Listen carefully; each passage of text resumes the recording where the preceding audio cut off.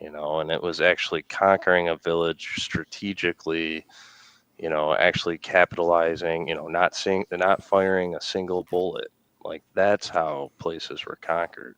Yeah. It was all Yeah. deception and internal destruction and notes here and there, right? Making love affairs that actually weren't there so they'd kill each other off. Like, that was the real war. Well, even just the threat of I mean, Rome is a great example. Yeah.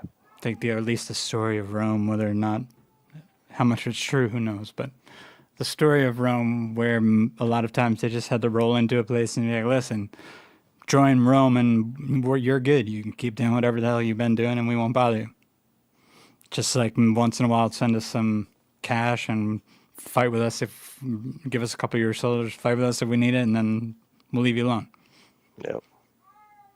Jesus. If you guys hear my cat and she starts bothering you, let me know. She's good. She's been being weird. I think that's a really good point. Silas has hopefully just arrived. Silas. Brother Silas, how are you doing? Hello. Hope you're Yeah, good. I'm very well. How are all of you? He says he told me his voice wasn't good on like he was losing his voice. His voice still sounds stronger than mine ever will. Oh, brilliant. You're a real son of a bitch, Silas, with that that beautiful speaking voice you have. Liquid gold rolling off the lips there. But if anyone knows about this topic, Silas, he's the king of this, the controlled demolition, the managerial controlled demolition of the West. Yeah, man. Yeah.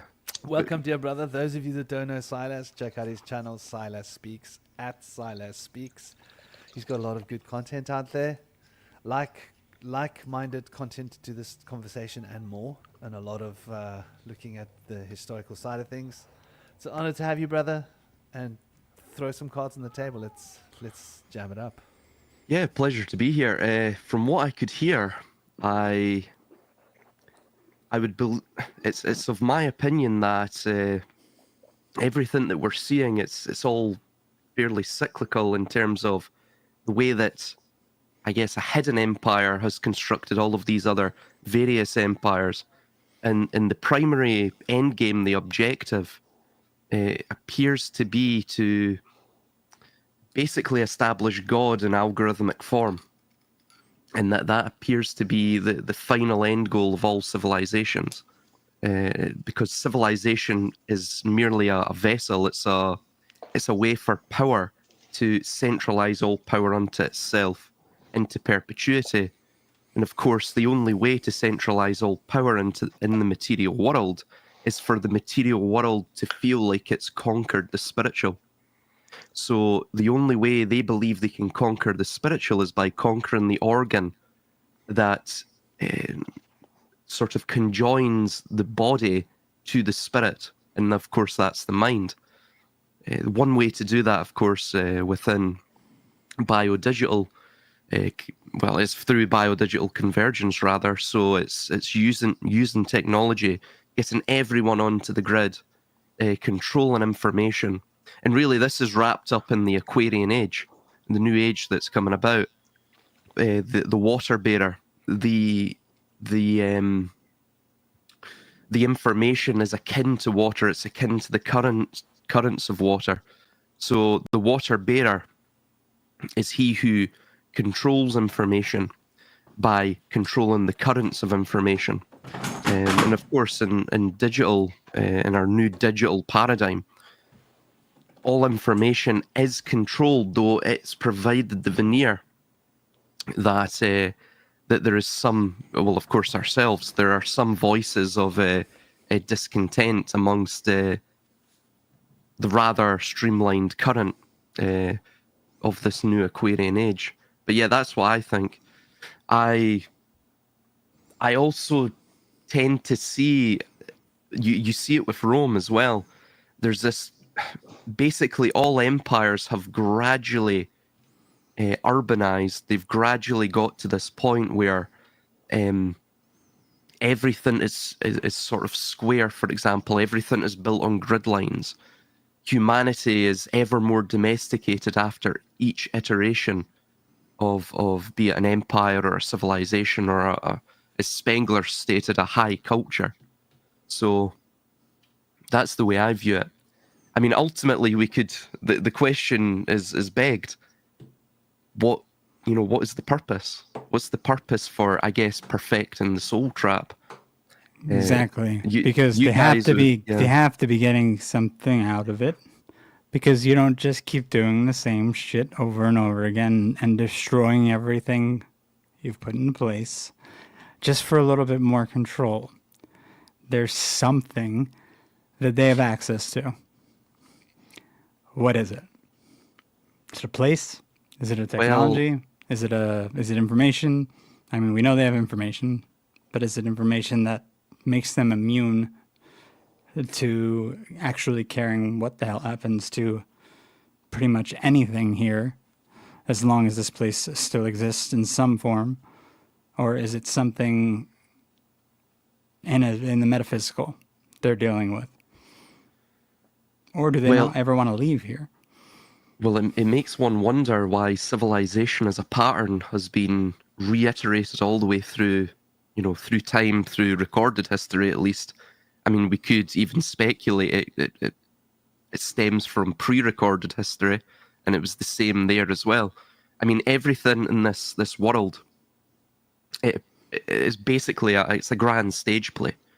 And even the Hindus mentioned it as well with the concept of the Leela, the cosmic dance. And you see throughout every single civilization, every period of history, it's like what Mark Twain stated: history doesn't repeat, but it sure does rhyme. And by that, what I think he meant, and what I would mean by that, is there is nothing new under the sun. It's almost like something is projecting onto this vivarium of Earth a sort of stage performance, a written play. Of course, each iteration of the play may each act, they may change the names, they may develop the characters ever so slightly, but ultimately the way that the narrative is exposed to the audience is typically done in a similar fashion. That tells you that perhaps Earth, as we know it, is it's somewhat itself a stage play. There is an intelligence to it. We know this as well. I mean, you can pick up on the fabric of reality through mathematics, through geometry. The consciousness of man can also pick up on that too. So whatever is at play here, it appears to be gaining some form of sustenance off us. That's what I was just going to say, Yeah. because it's definitely not learning enough to make it worth it. It's not learning enough to make the correct the right corrections to the subsequent, not subsequent, that would be prior, right? The iteration that comes next does not have any better programming than the previous one, is what I'm trying to say. If we're seeing the rhyming patterns that continue, and ultimately it keeps ending in destruction, the changes being made to the program or the iteration, they're not working. So then that's not the point of the program itself, or the iteration, the simulation, the stage play. There's another point, and it has to be energy. The harvesting of some sort of energy. If you look at this world, and this may be a fairly loaded term, but it's vampiric in a sense. Yeah. Everything, there's a chain reaction of everything gaining sustenance of everything else. Pardon me. So it's like it's like necromancy. It's an obsession with death. There's like a weird necromantic aspect to everything.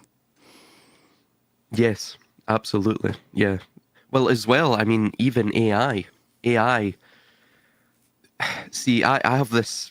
It's more along the lines of a Gnostic point of view on the creator and the God. United. Yeah. So I think if they believe that they can recreate the creator through, or what they would term as God, what most religions term as God, if they can recreate that through algorithm, then the first AI itself would have been the intelligence behind this, The I guess, demiurge, vivarium, basically. the demiurge, yeah. So if it's to gain sustenance, what they would have to do is to perfect the soul trap, to perfect the exchange or the extraction and conversion of this. I think Robert Monroe called it loosh. I tend to just call it like energetic momentum. It's the thing that keeps everything turning. It keeps the wheel turning. And the reason this place appears as such is because, well, firstly, as the Buddhists knew it as, it's a place of suffering, right? It's a place that it seems to be created to engender suffering, but more so as well, it appears to be a place that, it perpetuates itself upon that suffering and decay. And even the alchemists knew this through putrefaction. So the first stage of the magnum opus, the great work, how everything came to be, is through that putra and factio, which is putra, decay, factio, to make. So thus, ordo ab chaos, right? Order out of chaos. This is what they're manipulating. This is what they're utilizing to control people. So, yeah, even in this world, they try and maintain us in this myopic, narrow focus, because they do not want us to sort of awaken, to transcend the amnesic state of which we're in. I tend to see a lot of what we see within the world as it almost appears through this suffering as the Buddhist state, there are specks of beauty, and those specks of beauty occur within, I guess, the fallen star of man. And it appears as though what we're seeing here is almost like a facsimile of perhaps, where we actually derive from, spiritually speaking. And of course, you find this throughout all of the esoteric. You can look in the Greco-Roman mythologies, the Elysian fields. You can look into even Buddhism. They talk about the Buddha realm. I forget the Sanskrit name for it now. The Hindus have a similar idea too. Again, it's breaking free from that wheel of samsara, that notion. But yeah, ultimately, you posted the star there, the star tarot card. That's exactly, yeah, that's exactly what we're discussing. And obviously the eight rayed star is the various major phases of the moon. And of course, according to the Buddha or the Buddhist tradition and other esoteric traditions, the moon is the place in which we arrive at the world. Of course, the reason for that is because it's tied to the feminine. So again, if you look into Martin Fleischmann, his work with the toroidal moment, the toroidal moment looks almost like a vertical spiral. If you were to view it, on a sort of deeper dimensional level. And what that appears to do is it creates a yin-yang shape. This is where the yin-yang symbol comes from. And it's, I'm going to paraphrase because it's some technical jargon that he uses, but essentially it takes an atom from the upper and it transcends it or transmutes it to the lower. So you have this sort of cascadance, this descent, which you also see on the Sephiroth of energy. And through that, you see sort of similarities to the fallopian tube, to the birth canal, which also appears to have this same sort of tuba or from the Latin, a horn or a conical shape, right? This same yin-yang shape, this same toroid vortical spiral. And then you see the same thing on the Satyr square, which potentially, one of the translations is the Satyr, where we get our term Saturn from, the cedar, from beginning repeatedly to end, ad infinitum, works with toroidal vortexes, or works with whirlwinds, or works with storms, or it's all of these same sorts of symbols that we also see apparent within nature. It's like in any simulation, any video game, you'll always find little glitches through the fabric of the video game. Right? I'm not saying it's necessarily a simulation, but it appears to be a facsimile of something that is of the upper, of the far more elevated or transcendent realm.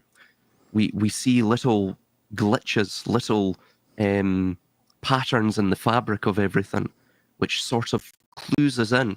Those who, close our physical eyes to open our third eye, I guess, from the sort of Buddhist point of view, or even Vedic point of view, we begin to see these patterns, and it begins to sort of awaken us ever so gradually from that amnesia, that ignorance. Yeah, I love what you're saying, brother, and I think it's really, really on point. It's really poignant. I think they've hijacked everything. From my experience in my work, I first came across this maybe in the 90s, but I only saw it outside of myself happening to other people a little while after, in the early thousands, like 2002, 2003. Even these beings that people are tripping out on, these holy guardian angels, these Buddhic manifestations, these avatars, these ascended masters, I've noticed and I've experienced that there is psychotronic technology that can be used, and I've noticed a couple of races to use this that can affect our consciousness and our experience in the dream state of what we experience.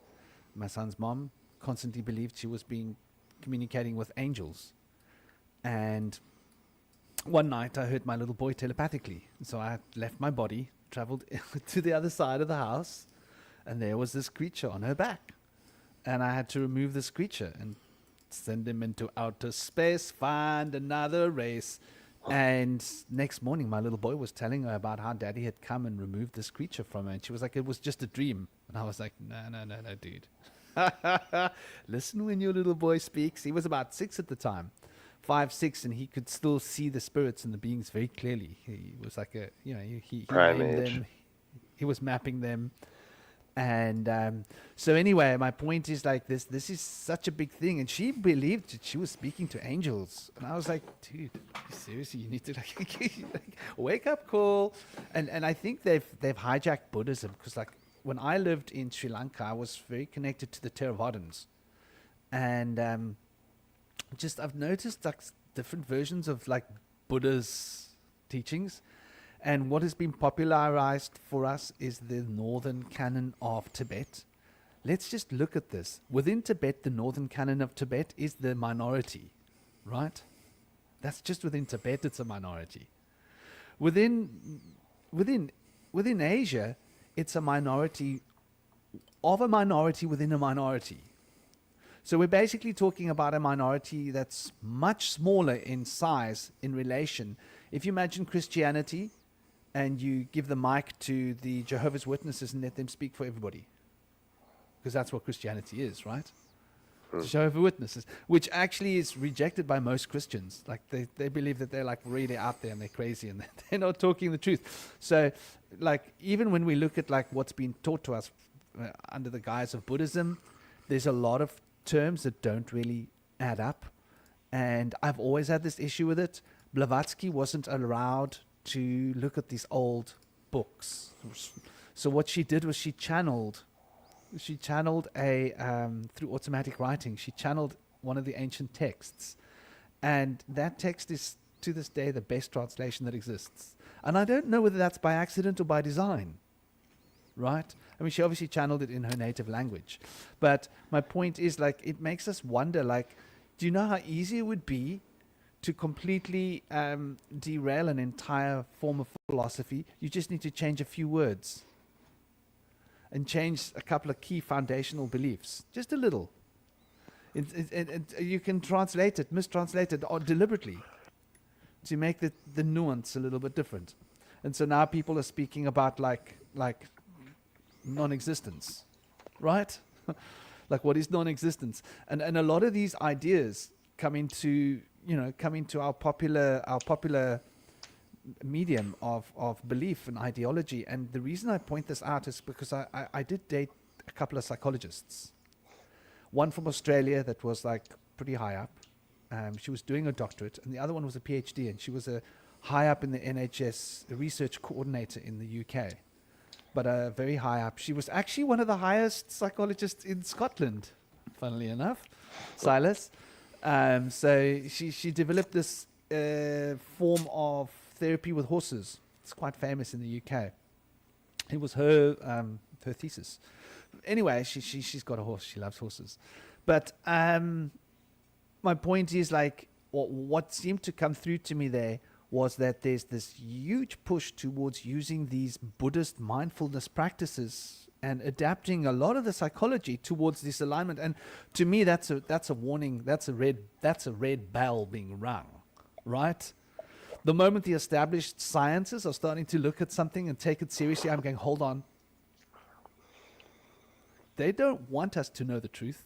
They don't want us to have a functional system. They don't want us to be healthy, because healthy people are not good consumers. Healthy people don't do what they're told. Healthy people think for themselves. Healthy people want to be free. Healthy people don't live in fear and get controlled by propaganda, because they don't need to. So it stands to reason that what's being sold to us in the form of psychology is a little bit twisted.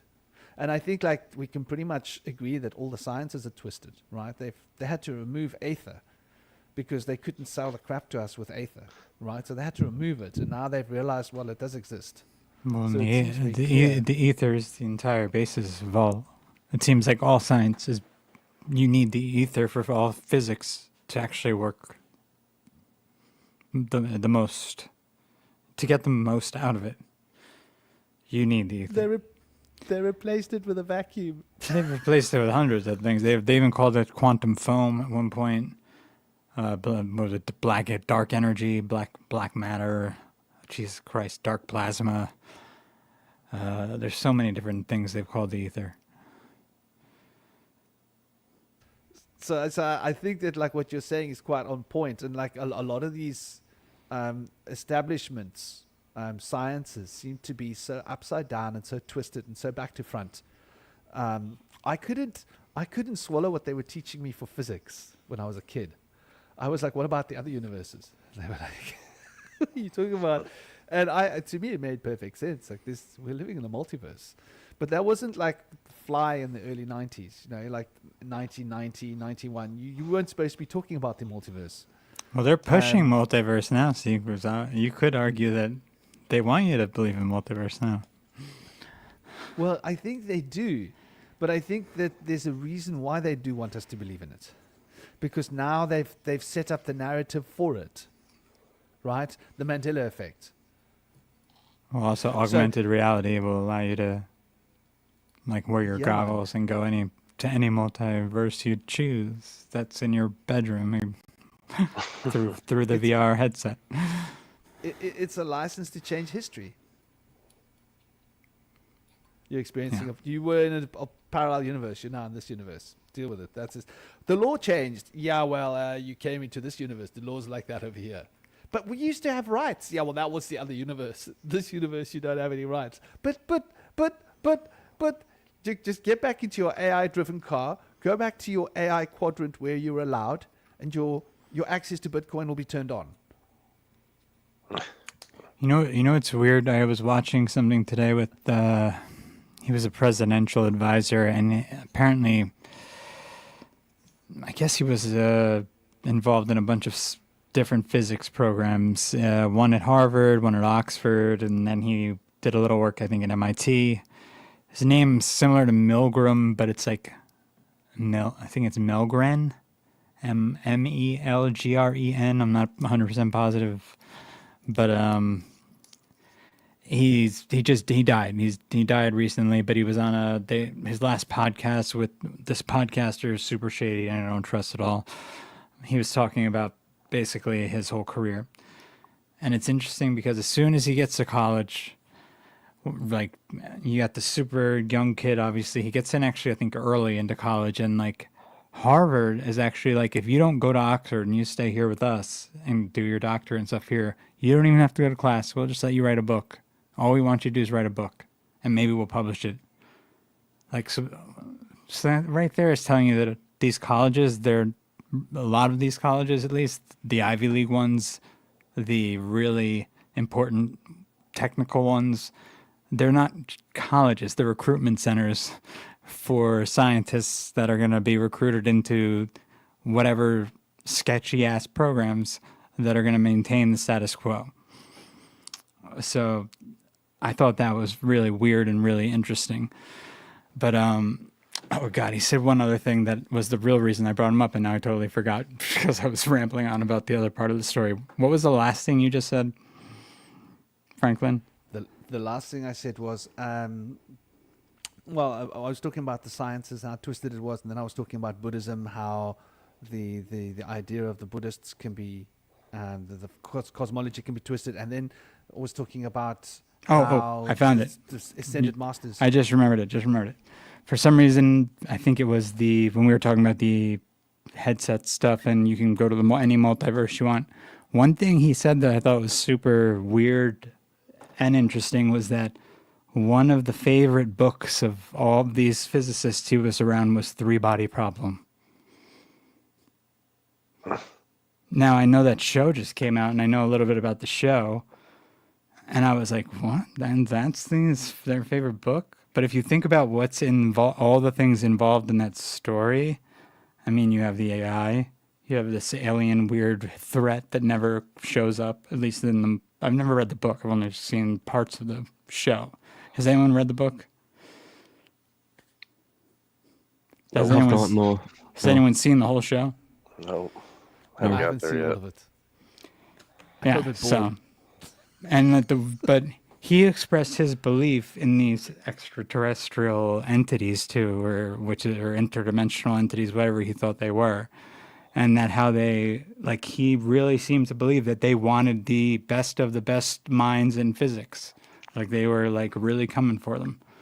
And that's another weird thing. It's like, I think some of these people are brainwashed into believing that they're special little boys, like when they're younger, and then they go on to become teachers at the universities that then brainwash the rest of the population. And we never get any sort of actual work done that does anything good for the majority of us. I think that's a good point, and especially it's got to do with these accolades, PhD and doctorate, and the three-body problem. Gosh, I mean, we're talking about dream time here as well. We're talking about shamanism. We're talking about Atzilut, Briyan, Yetzirah as it folds in to make the Ishia, the Malkut that we know of, physical reality. Talking about the etheric plane, the astral plane, as they are this polarized expression of the causal field, the causal body, causal reality. We find this, obviously the divine, the middle, and the underworld, and we find this if we look at Yggdrasil of the old, Norse tradition, the three realms within the tree. It's universal when we look at reality that there is a three-body problem. We are existing here in this physical body, which is this fourth body, but this fourth body is a conglomeration of three bodies. And this is like universal. Doesn't matter what sphere of occult practice you study. Even if you're just going to do yoga, you're going to learn about the Idla, the Pingala, and the Shashumna. And how the Shashumna separates to make the Idda and the Pingala, and how the Idda and Pingala can only exist because they are polarities of the Shashumna. But all of these together make up the physical body. You see, wherever we go, we've got this dynamic. And I think that they've sort of, once again, like you were saying earlier, Regan, about how they take these occult notions and occult concepts, and they turn them into a show for us. Yeah, they turn them into like a something that we can observe, and because there is a 3-body problem, but I don't think it's the 3-body problem that they've sold us. The 3-body problem is that reality is form, reality is quality, and then reality is the fundamental structure that produces the quality and form paradigm. And that these 3 states of being, seen as like, the Trinity, seen as the triple goddess, like whichever school of thinking you go, you're going to end up at the same place. Shiva, Brahma, Vishnu, whichever idea you want, even, God the Father, Mary, and the Christos, if that works for you. And then, of course, this name, Christ. Like, I always find it funny. Like, I've taught my little boy to correct his mom. Like, there was never anybody called Christ on earth, Mom. His name was Emmanuel. That word came later. So let's call him by his name if you're going to talk about him.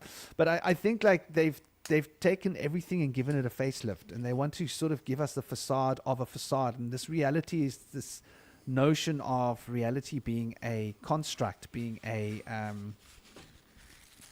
fabricated simulacrum of true reality, and that we're living within this simulacrum of true reality, which we would call dream time from a shamanic perspective. And that this dream time, when you look deep into it, it's an expression of 3 fields of dream time that manifest this dream time, and that we can interact with this dream time through the central world of dream time. And through the central world of dream time, we're able to actually bring through information that can be used to program dream time, which is quite an interesting concept. The nature of reality is, I think, time. The 3-body problem, the future, the past, and the present. Does the future and the past really exist? From a shamanic perspective, the future and the past are actually happening now as a concept. Like, we are in this field, and depending on how we orient ourselves, the future and the past move with us like an axis. So if you shift your axis, you can shift. So they take this real phenomenon and they bring it to us and call it the Mandela effect. But this is something that is really only experienced by trained initiates and shaman. It's not really something that Dick, Tom, and Harry actually has access to on a normal level, unless they're having some kind of a transcendent experience. But they take something which is real, and then they package it and they sell it to us because it's believable. And I think this is like really what this 3-body problem is. I hope I've been able to elucidate what I mean and been articulate enough.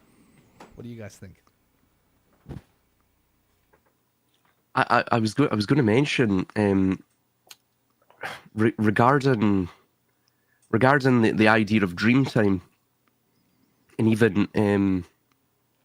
even the way they sort of, in the Vedic traditions and other traditions as well, where they describe the absolute reality, or the way that they describe, the higher realms, be it the Buddha realm or whatever it may be, the Elysian fields or what have you. It appears as though they are, for example, when one is in a dream, this is just anecdotal from my own personal perspective. When I started to attempt to lucid dream, and again, for me, it was a very gradual process, because I'm a very rationalistic person. So I guess you could say I've become easily lost within dreams, and it took me a while to sort of awaken to how to lucid dream, or at least having lucid dreams intentionally. And I noticed when one is in a lucid dream, and the lucidity itself can be spurred on by simply consciously within the dream finding patterns that do not make sense. There's a part of me that believes that probably links to the 3-body problem as well in some way, but I think one way that people can sort of awaken to the illusory state of this world is by lucid dreaming as well, is by exploring the dream, is by exploring or doing dream work, I guess you could call it. And I've found quite a lot of benefit from that. This Probably, this was what probably- Steiner said. Mm. This is what Steiner said everyone should do, was dream work. That was his like biggest, meditate right before sleep. He gave you all the meditations, and then eventually your sleep would become closer. I mean, I guess more in alignment with the spiritual realm, because sleep was the closest thing you could do while you're alive that would get you. I guess it's the closest thing to death that you could do while you're alive, to dying that you could do while you're alive without actually dying. Because when you sleep, you go into a different place. But I mean, I used to lucid dream all the time when I was a kid. And to me, I didn't think it was anything that everyone else couldn't do. I didn't know. Would wake myself up by closing my eyes when I wanted to. But I can't do it anymore. Not like I used to. I think as well. I Never had say that can't. as What? Never say can't. So, I mean, brother, please I mean, I once in a while have one, but it's not the same, is what I mean. I'm sure I could if I worked on it, but it doesn't just come to where I go to sleep and I'm like in my dream, I become aware I'm dreaming, and then I'm like, well, do I want to stay in this dream? How long can I hold myself in this dream before I wake up, or do I want to wake myself up because something bad's about to happen?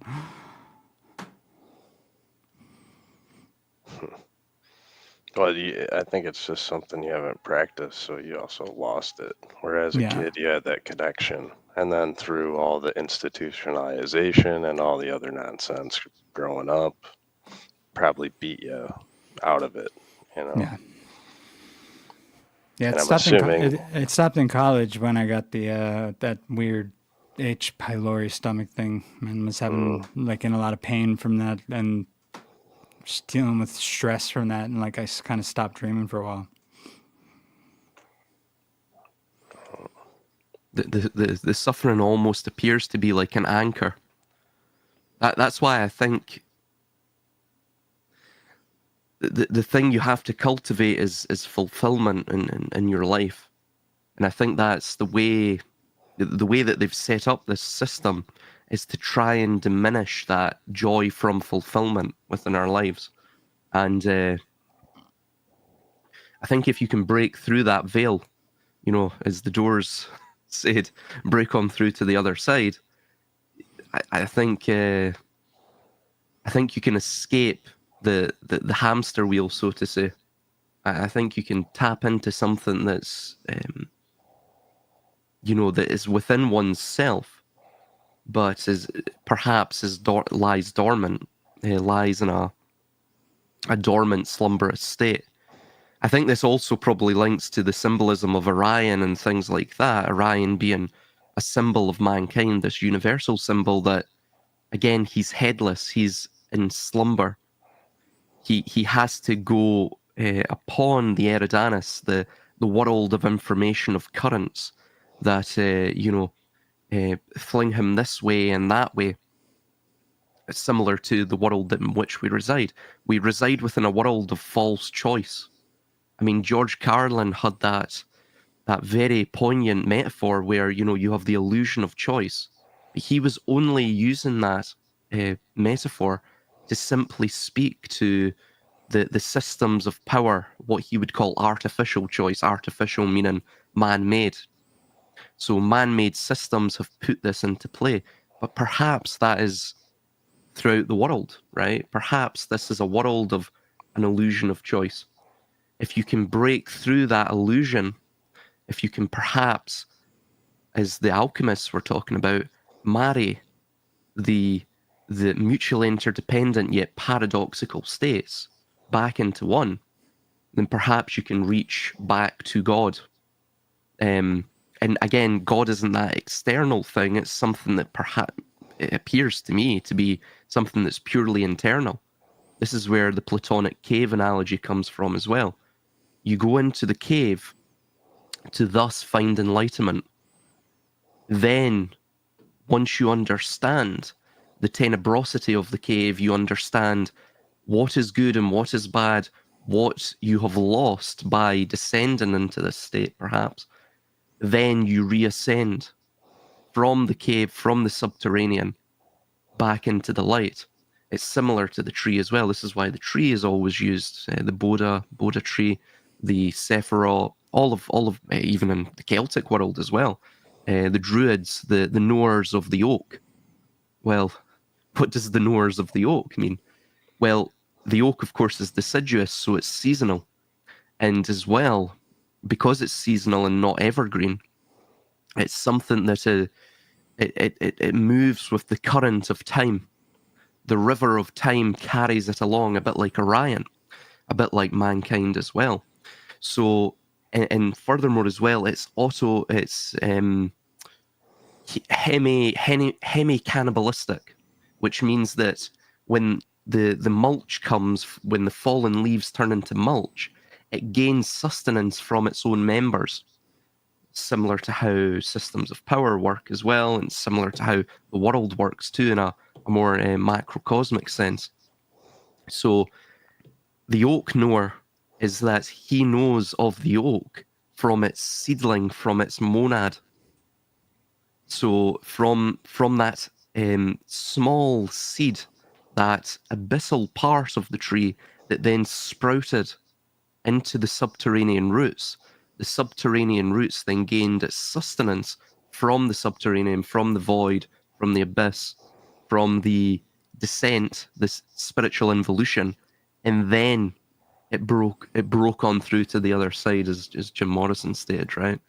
It became a tree. And then eventually, as the tree dies, it mirrors the roots. All of this is just part of the fabric that is almost, it's like the tapestry of truth. You don't have to go into YouTube and the whole vista of conspiracy videos to find the truth of this world. It's literally written into the fabric of it. Yeah. No, it's quite when you that's just very look at beautiful, how. tree symbolism. Please Go continue. go ahead. No, you go ahead, brother. You go ahead. I was just gonna add. I'll try not to be too lengthy. Was this the world axis, right? So the tree obviously represents the world axis, represents this Meru. Now we've associated Meru with Kailashi, but there are differences of opinion within India exactly where Meru is. And if it is Kailash, Kailash looks like a pyramid to me. Go and check that mountain out. Go read up all about what's happened with that mountain. No one's been up Kailash to come down to talk. And everybody that went up, they came down and they got really old really quickly and passed away from old age when they were young. It's like a phenomenon. It's weird. But it seems like it's a chunk of technology that's left behind. But we look at it, the older myths speak about Rupus Nigra and the two dragons of Rupus Nigra, right? This is there's two dragons protecting Rupus Nigra, and it's supposed to be the center of the world and the north, and it's that black rock that military industrial corporation has taken the name of, Black Rock, Yep. which I find rather quite interesting because we're talking about the North Pole here, and obviously the North Pole is that world axis, and as we know, it used to be, Draco, and then it switched. So all this dragon symbolism that we have, which relates to this totem pole of the world. Obviously, as a shaman, when you create a totem pole, you're replicating this, which represents obviously the chakras in the spine and the elevation of consciousness, which is literally like it's like a tree. But it's very interesting, the way this tree symbolism has been thrown at us these days, and we see it everywhere, right? And it's very subtle, and I find like it's fascinating when we start to look at just exactly what are these symbols that we're being brainwashed with. And like the tree of life and the tree of knowledge of good and evil. Like, okay, so now there's supposed to be these two trees. And this is very interesting because this relates to what we were talking about just now, right? So I'll bring it back onto the screen here. So we've got here the star. Now, what makes the star special, other than the fact that it's the 11th house, and the 11th house rules over the future, plans, the paradigm, what's happening politically, communities, how people communicate, how they connect, how we see ourselves within the group dynamic, how we fit into the group, how we express our community, and communism is a big part of what this means, that communist element, what is common to all of us. And it also relates, of course, to on a fairly subjective level to our ability to be able to be an individual as opposed to being part of the collective. Now, this is opposite to Leo. Leo represents individuality, like in its totality form, right? The number one, Leo, the lion. That is totally in alignment with the individual. Now, this is Aquarius. Obviously, the astrology behind this card is on the opposite side of the wheel. And so this has got a relationship with Leo in the same way that justice has a relationship with strength, which is interesting. Justice has a relationship with the emperor. Now, emperor is obviously, I didn't get that card up, but I'm sure you know the emperor. He's got red over him. He's got like blue armor on, ice armor. He's got the armor of the charioteer on. And so you can see this relationship between Aries, right, and Libra. Libra is the furthest out from the wheel. It's midway, and the wheel revolves around Libra, if you want to imagine it like this. And Libra is that point, and Aries is the other point. And so Libra represents the scales of justice. So you can see there's a similarity here being expressed between the scales of justice. Let me see if I can pull up the card justice here quickly for a moment. So here we can see the scales of justice, right? And we've got the sword of truth, discrimination.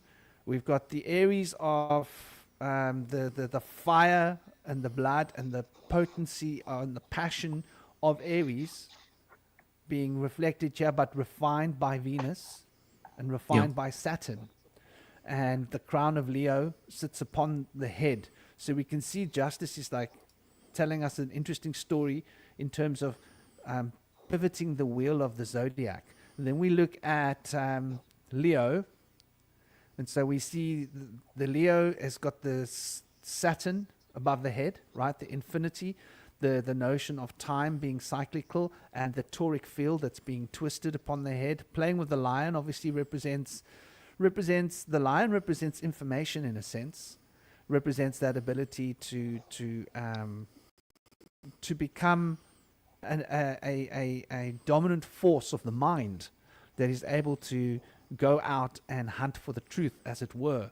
And obviously leadership is implicit in this notion, because we can see that she's obviously got this lion very much tamed.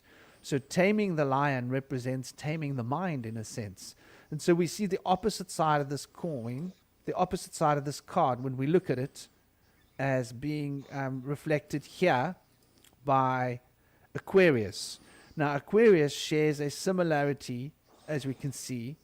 Here, it's all about balance. It's all about balancing the information that Leo represents, right? And spreading the information so that you can produce fertility. And so this is obviously Saturn's card. It's got the star of Saturn, as you were pointing out, the 8th star there. And then we see in the opposite form, when we look at Leo, we see here Saturn's 8 above the head. So we see that the Sun and Saturn have got this special relationship. But now when we look at justice, this gets really interesting. Because justice is doing for Leo and for strength what Aquarius is doing, but it is doing it for Aries. So now, instead of talking about the solstice of summer, which has just passed when you go into Leo, right? The summer solstice in Europe is in Cancer, right? And it is obviously sorry, did I say Cancer? I meant, yeah, June. Yeah, it's June. Cancer, is it not? Yeah. Yeah. Well, it's actually just before. It's literally going into Cancer, shall we say? And so the summer solstice comes just before Leo. So Leo, though, then becomes an expression of that power in manifestation, because obviously something becomes what it is, but what follows it expresses it in its most perfected form. And so we can see this notion between this justice card balancing these forces. And I think that this is really going to give us an insight into exactly what's being spoken to when we look at this notion here, because what we see when we look at this one, right? The justice card, you can see it being reflected when we look at this Saturn. Now, Saturn is between 4 and 6, right? So 4 to 6 crosses 5. 4 is stagnation. 4 is solidness, dependence on form. And this is the perfect manifested form in terms of the number, the builder. 4 represents the builder, represents the architect, represents logic and planning the future. Uranus numbers 4. Also, 4 represents the north node, right? 6 represents, obviously, Venus, represents harmony. So 4 is stagnant and can't move towards harmony. It requires 5. It requires Mercury to fill the gap between the stagnancy of 4, which is so well constructed and well built, and the harmony of 6, which is really the movement of 5 that we've been bringing out the splendor of 4 in order to manifest the harmony of 6. And we can see here this line basically is this line separating these other two paradigms. And then we've got 1, 2, and 3, right? The first 3 principles. And then we've got those first 3 principles represented as 7, 8, 9. I covered this extensively, and I really deep dive into this, into the Enneagram, the Occult Enneagram series that I'm uncovering. You can find it if you go and look on my channel at BushWhisperer in YouTube. You'll see I've got a folder in my podcasts for that. You can take a look. I've started breaking it down. I'm going to break it down in detail.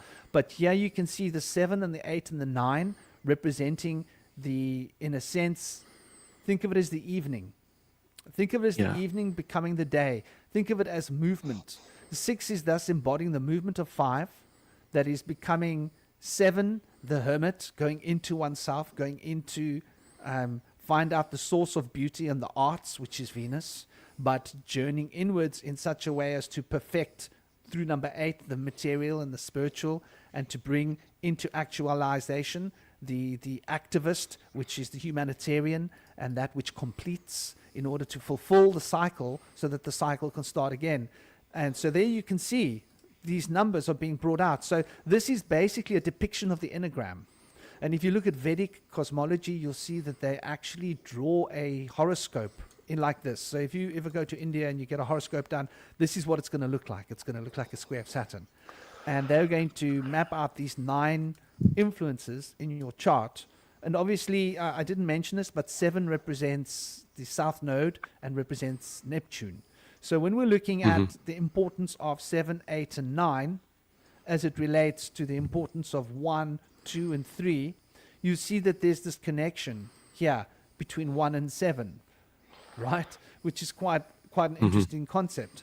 And you'll see there's a connection as well when we look at it between all of the opposite focused numbers. Like obviously there's a connection here with 1, and there's a connection here with 3. So you'll see how these things work in conduit. There's a balance here moving between this yellow and this green. There's a balance here moving between this yellow and green. There's a balance here. You can see this all mapped out onto the Enneagram. If you go and look at the Enneagram, I don't mean the New Age Enneagram that is so good for prediction. The New Age Enneagram that was created in the 50s and the 60s and the 70s is a New Age thing. I'm talking about using the sacred geometry from the occult and using the numerology that is known and existing in astrology from Chaldea and from the Vedic school of knowledge, because the numbers have a particular vibration. However, the world has changed the enneagram for us, and they've got a new enneagram for us to model onto. So it's literally showing us how they are remodeling our consciousness and remodeling our reality, and they're fitting it to a particular design plan. And so they are not just terraforming the world, they are terraforming our consciousness. And in order to terraform our consciousness, they need to give us a new enneagram that will terraform our consciousness as per those ideals. And that is the map that they are using to try and reorganize the time flow.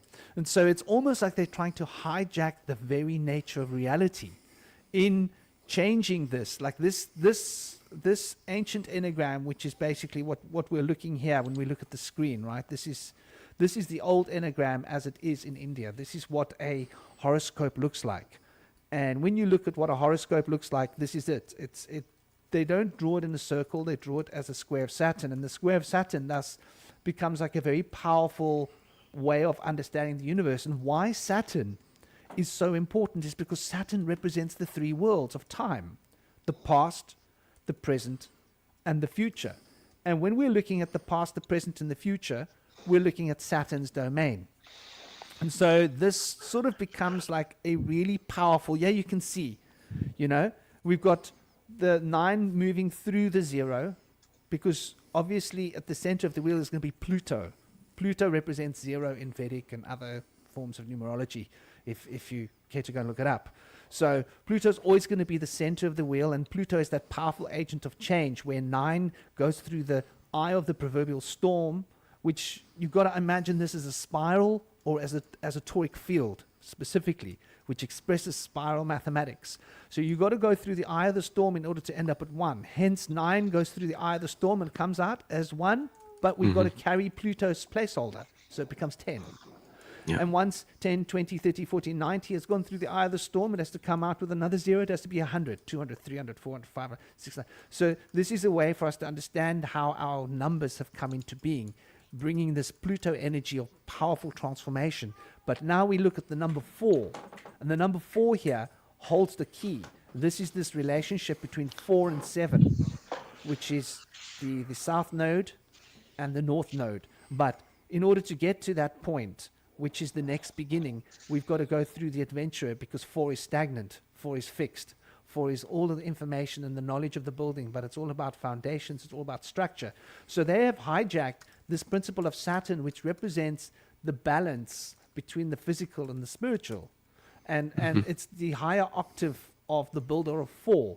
4 has got all the knowledge of the universe, but it's not dynamic. It needs this dynamism of this process where the adventurer, Mercury, gets hold of the static energy, brings it to an octave of movement so that the artist can express the inner emotional field and bring out the currents of consciousness, so that the mystical process of going inwards deep to understand what is the source of this inspiration that drives the artist, so that the mystic can then connect with the spiritual. And then I call him the workaholic. It's a very rough name, but Saturn represents your career, accolades, what success you've had in your world, your reputation, being famous, all of these things, and money, of course, money and stockpiling and building this is all Saturnial concepts, which is why the number 8 is always associated with money. You dream about spiders, you're dreaming about money, basically, or success in the workplace. But the reason why this success and worldly success comes in Saturn's field is because Saturn represents balancing the spiritual and the physical. Now, when you mess with time flow, when you mess with the field of time, you're actually messing with your ability to balance the physical and the spiritual. So the 3-world problem, I think, is their way of undermining our understanding of Saturn, our understanding of this fundamental and very, very important, I would say, absolutely important glyph that really represents the whole of the tree of life here. Because this is the entire enneagram being mapped out, showing us the polarities of the enneagram, right? Showing us that what I was talking about just now in the other enneagram, where you can see here, you've got the yellow, and you've got the 1, the 2, and the 3. And if you look at it very carefully, you can see this reflecting here, that from that activism point, the 1 is putting into action all of that activist energy in order to lead the next spiral.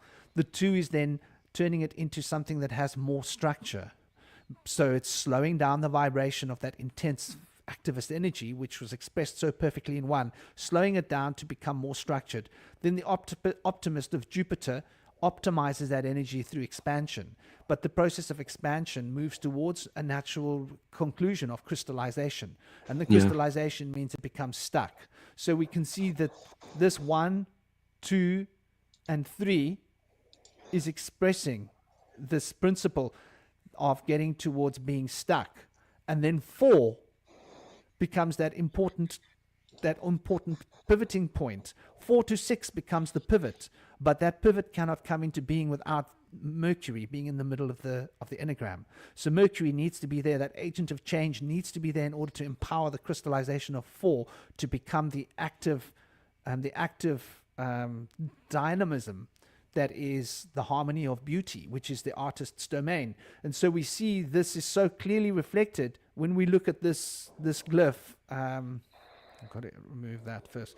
When we look at this glyph, we can see that so clearly reflected in the polarity here between 4 and 6, as 4 moves towards 6. So they want to break up these 2 triangles for us. And so you can see here, here's the 3-body phenomenon, right? 1, 2, and 3 bodies. Here it is, the etheric, the astral, and the causal. Yeah. They're showing us these 3 bodies of Ida, Pingala, and Sushumna, or the pillar of severity, the middle pillar of knowledge, and the pillar of love or peace or forgiveness, however you want to look at the mild pillar. And so these 3 principles are really what's being embodied in this glyph, and they've hidden this from us. You can also see there's an interesting point here. Look at these 2 arrows.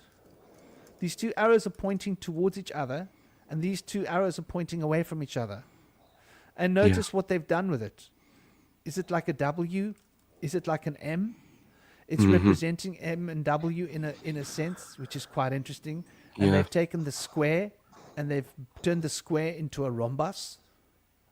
So they really want to contort the field of the rhombus. So this glyph is if you want to turn the square into a rhombus and you want to implode the system so that you can reprogram it. And so all these Saturn cults, this was their mission. This was their mission, fundamentally, to reprogram humanity. And I think this is really what we're getting to in the crux when we look at what is this collapsing of this Western world is about collapsing our knowledge of what science is, because science is the domain of Saturn. What do you guys think about that? I think you're totally on point. Pardon me. Even between the 4, 5, and 6, that Mercury is almost it's akin to water in many respects, and there's a reason Mercury as well is even associated with some of the more feminine principles, is because within Jung's work, the feminine was seen as the sort of seductress. Of course, she had that maternal aspect to her, which was the more positive aspect, but the more malefic aspect would have been the seductress, or, a bit like water, a bit like fire. It entrances you. But with water, the way that water would entrance you, again, a bit like Mercury, is that even within a microcosmic drop of Mercury or water, the entire world is reflected within it. So you never really see Mercury. You never really see water. You see what Mercury or water reflects. And it's similar with the 5, of course, because we have 5 limbs. We are the sort of fallen stars, if you will, the fallen pentacles.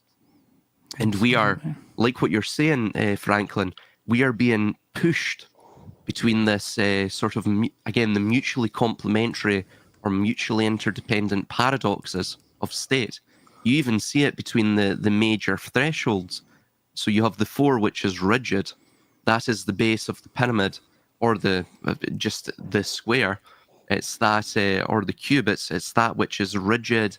It's unchanging, and of course, it's angular as well. So there's a transmutational aspect to it.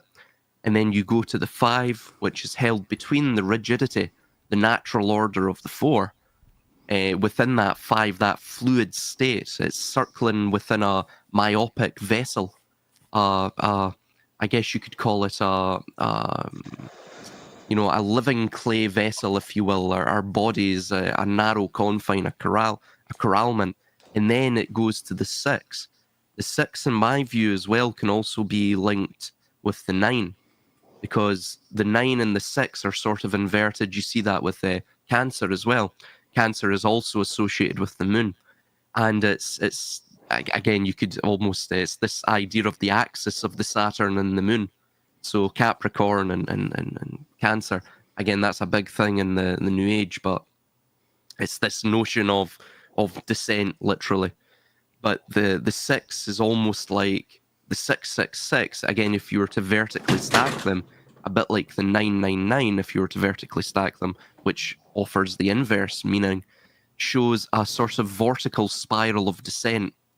So 6 is one rotation, one loop of that vertical spiral. So 6 is almost this number of control as well, of containment.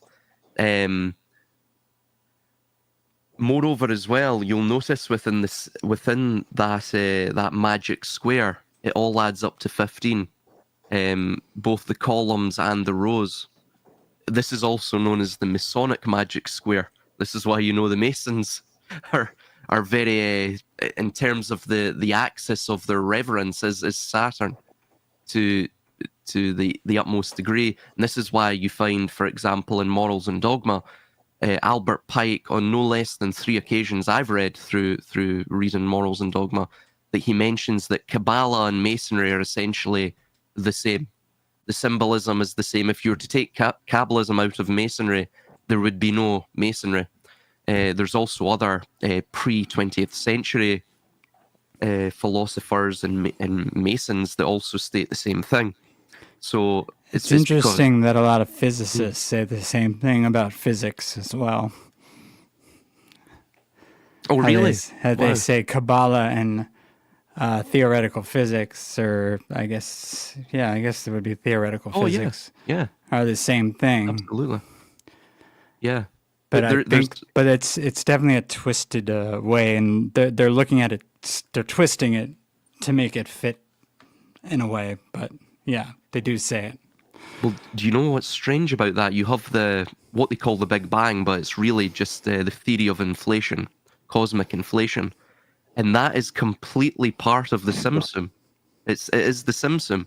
And it's this idea that, I guess you could say the void, also known as the Ein Sof, was impregnated, or before it was the Ein Sof, I guess it was Tohu and Bohu, which was, what do those words translate as now? Chaos and chaos in the void, essentially. And it was impregnated by a sort of, going back to the Enneagram, the seed, the monad, the one. It was impregnated by the one. And from that was birthed what Pluto is. Pluto is wealth. It's the dissipator. That's Greco-Roman mythology, at least. It's the dissipator. It's the dis is wealth, and pater is father, so the wealthy father. But why would he be the wealthy father if he's associated with the void and the abyss and death? He's the ferryman. The ferryman as well, yeah. So and he gets all those tokens, Yeah, he gets all the tokens, yeah. So I'm he's sure getting he'll be his running sustenance eventually from the lore. Eventually be running the metaverse, and he'll be getting the tokens from the blockchain. Well, there you go, the tokens from the blockchain. Well, there's another idea, the blockchain. You have these blocks, right? The lapis.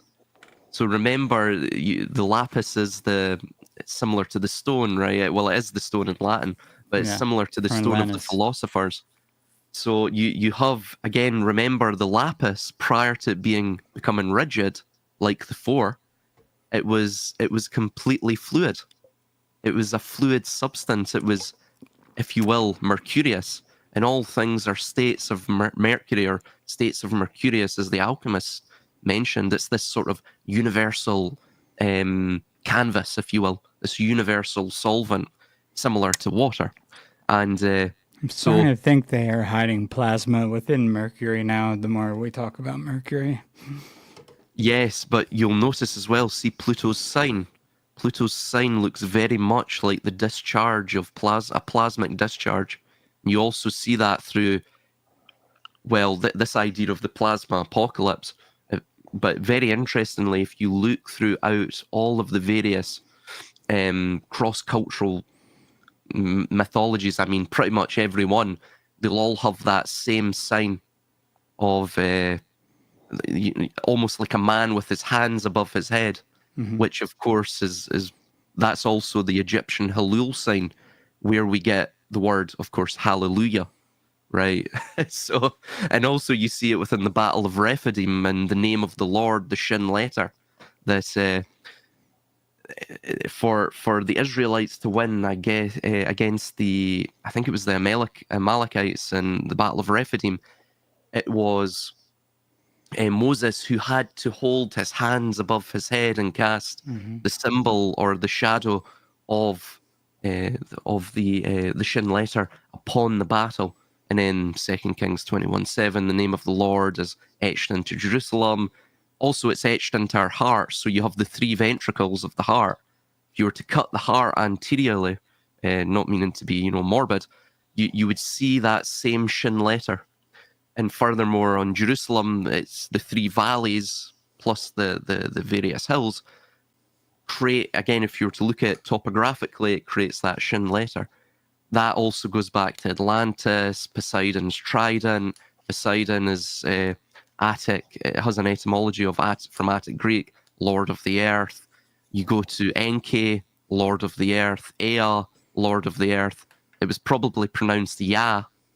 So there's the connection again back to the name of the Lord. Ultimately, it's driving us back to this precursor civilization which appeared to worship fish gods, hence Mercury, hence Pisces, hence this sort of duality, this Chinese finger trap, if you will, of mutually interdependent paradoxical elements, which is entirely what Mercury is. That's what Mercury is. It's this fluid state of transformation. And funnily enough as well, all of the all of the deities were either incestuous or they were androgynous, or both. So this idea of divine it's a perfectly progressive system, There's nothing goes unused. Everyone gets a little piece of everyone else. It doesn't matter if you're related. If you have to eat your mother to survive, you eat your mother. If you have to kill your wife to get out of a parking, there's so many different things that you could. It's a circle of life. It's funny because it's almost like they're attempting to materialize what was perhaps metaphorical. So with the incest thing, it was the Gnostics have this notion of divine syzygies. The syzygies are couplings. So basically you break down what is previously unitary into a duality. So for example, good and evil. You break whatever the singularity, the unitary expression of that would be, you'd break it down and you would create that divine syzygy, right? So again, the singularity is Pluto, it's the 0 in the Enneagram. And then you would break it down into 1. But of course, you can't break 1 down into any, it's sort of a recursive, self-referential number. So you have to then break it down into pieces, fractal fragments. It sounds a lot like the Sabbatean idea. Kind of, just under a different name. Well, that's basically Kabbalism. That's just that. It's Kabbalism taken to its direct extreme. Yeah. Yeah, taken to an extreme that I'm not sure if that's the way things are supposed to be interpreted, but they sure as hell interpret it in a really messed up, sick way. Oh, somebody's speaking about Abraxas, right? So Abraxas is almost talking about the syzygies, right? So you have 365 aeons. Now, the reason it's an odd number is of course because of the sin of Sophia. Sophia birthed the demiurge, which then subsequently birthed the world itself. Abraxas, of course, if you look at it, is the embodiment of the chimeric embodiment. It's chimeric because it's this sort of idea of it's within the state of Mercury. It's within the state of transformation. Human is mixed with animal, which is exactly what humanity is mixed with within this world. Arguably, we have a higher state, and then we have the instinctual. So I think you posited the idea. I think it was in a different enneagram, Franklin, or it might have been a heptagram. The circles intermixed with circles like the Vesica Pisces, and you have intuition facing or reflecting instinct within the veil or the abyss, if you will, of the imagination. It's similar in a sense to Abraxas and this idea of man and the animal intermixed. Similar idea as the Minotaur and Asterion and all of this. But basically what you're seeing with Abraxas is it's the hidden god that is beyond good and evil. It is ultimately the primordial state of man beyond this world. And you'll also find as well, you'll have IAO intermixed with that. The IAO it's Yah. It's the Greek word for Yah. But interestingly, this ties us all the way back to the Hyksos, which were the Proto-Israelites. Proto-Abrahamism was locked up within, I guess you could call it the Hyksos-related or crypto-Hyksos Atonist cult, which was monotheistic as well.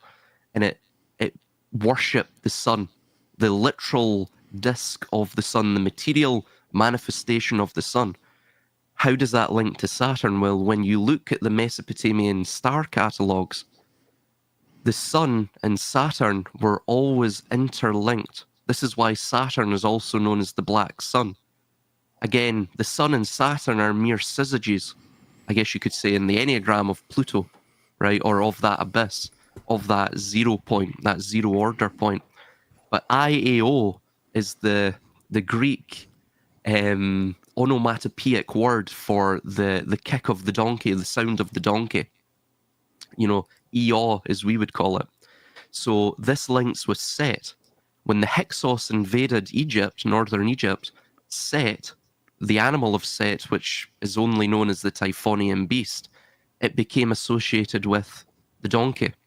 This is why the Alexandromenos graffiti, the oldest graffiti depicting Christ, depicts Christ in a very derisory manner with the head of a donkey.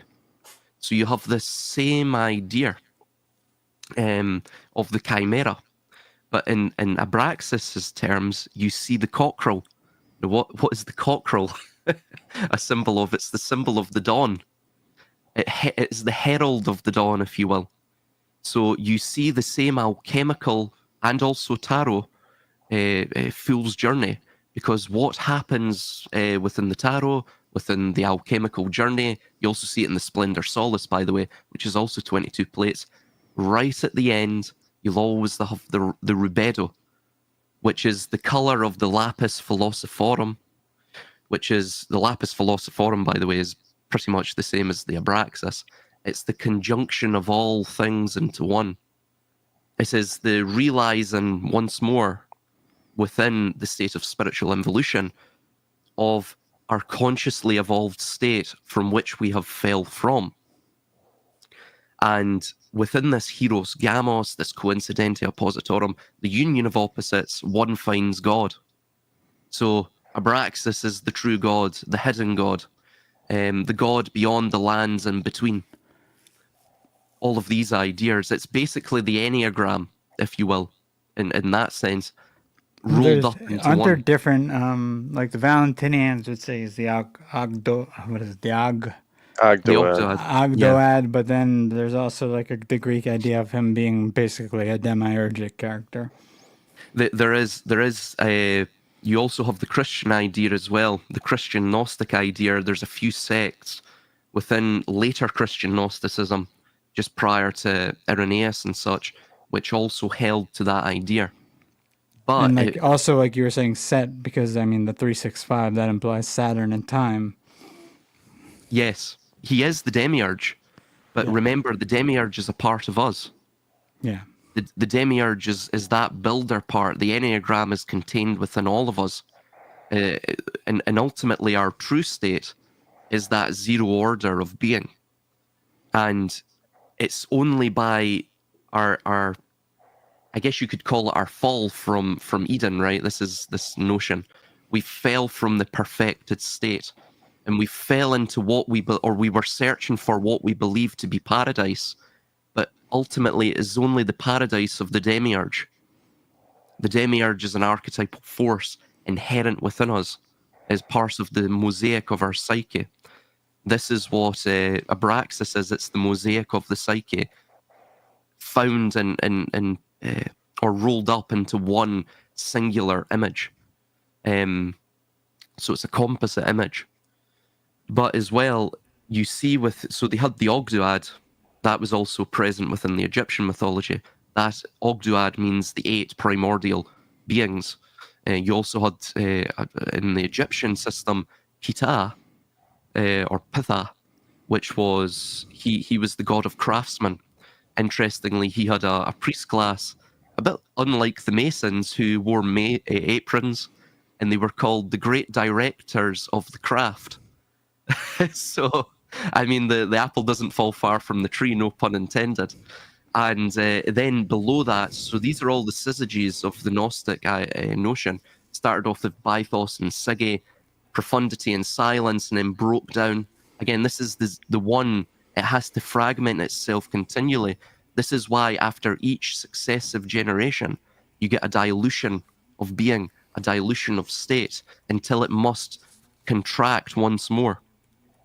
You could think of the various world ages as video game updates, right? It has to re-update itself, or as we do when we sleep. We go through that disorientation of sleep, that negredo, if you will, the blackening, the putrefaction of sleep, where we have to thus defragment our minds, or our minds literally go insane. You know, and we die eventually if we don't have enough sleep, if we become sleep deprived. It's a similar idea with the world ages. So, and then of course you go from the Ogdoad to the Decad, which is the 10 syzygies, and then the Dodecad, which is the 12 syzygies. And then it works its way down from there. I forget what goes beyond that point, but you get this. Basically, what you're seeing is the multiplication, which is also an archetype of Saturn. It's also an archetype of Jupiter as well. But there's even an Egyptian translation as the Ouroboros, which, I mean, Jesus, just there's so many. Ouroboros is exact. That's basically the symbol of the world. It's the symbol that maintains the homeostatic, perpetual state of Abraxas, the true God, or literally God, made manifest in the flesh. So it's what traps God in the flesh, if you will. It's that idea. It's all, again, there's different ways that this is interpreted, but fundamentally the broader idea that the philosophies broach, which you could all arguably describe them as Gnostic in some sense, meaning they're searching for the gnosis, which breaks them free from all of this, which allows them to, again, like what you see in similar Abraxas stones, man paying homage to the image of Abraxas. What does that mean? Well, he humbles himself to his own, essentially his own divine image, which is the divine image of God. Because remember, we are created within the breath, or the image of God. Not necessarily a physical image, but a spiritual image, which has been impressed upon a living clay. So it's all of these ideas that are interlinked, ultimately.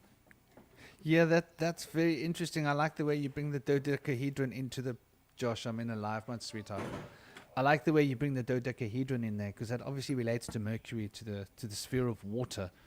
and it's very interesting how that 20-sided, side sort of that holds all of the other geometry within it. If you look at the geometric patterns of it in the sacred geometry, There's a lot there in water, man. There's a lot there in water. You we can't should escape the water. We should look at water on another show, guys. I actually have to bounce because I have to get some work done before I have to go get the girlfriend from work.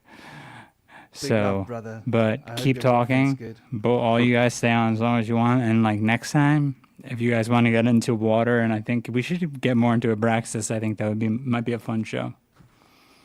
I absolutely agree. I've got a few things to say about Abraxas, which I think is you've done a wonderful undress, Silas. Big love to you, dear brother. Travel safe. Much love, Be guys. well. I hope Take Good it seeing easy, you, Chris. Silas. Good seeing you, Regan. You guys have a good conversation, and definitely you guys should come back and have a chat with us next week again, for sure. Much love, man. Blessed be. Much love, guys. Yeah, man. That whole Abraxas story is mind-blowing, and especially the way it links up with the Yaldabaoth story. Yaldabaoth, which is like obviously, I think it's been misrepresented. We did an actual show on that for those of you that are interested. We broke down the entire story of the Gnostic creation, but without adding to it, just really telling the story. And it's something you find a lot of people talking about it, but they don't tell the whole story. The whole story of the creation and all of how the creation takes place. And when you look at it, you'll see there's like a whole nother side to Gnosticism. It's been represented in one way, but I think this is part of the brainwashing that they want us to be in. This Yaldabaoth image and the image of Abraxas, which we've got on the screen here, well, this is one of Abraxas's images. I see it as being like very much the same as this. And so this is Edifice Levi. I don't know if those of you that have followed his work, Edifice Levi was around in the, 1800s? And he actually came up with this idea of the balance between matter and physicality. This is obviously Baphomet. So when I see a Baphomet and I see Abraxas, they seem to symbolize the same thing, and they seem to be pointing an ood back towards the number 8. And the number 8, something you mentioned earlier, which was really beautiful, is the relationship between 6 and 9. Hey, Silas, you can see here in the feminine, the relation takes it to 8, and the masculine relation takes it to 9.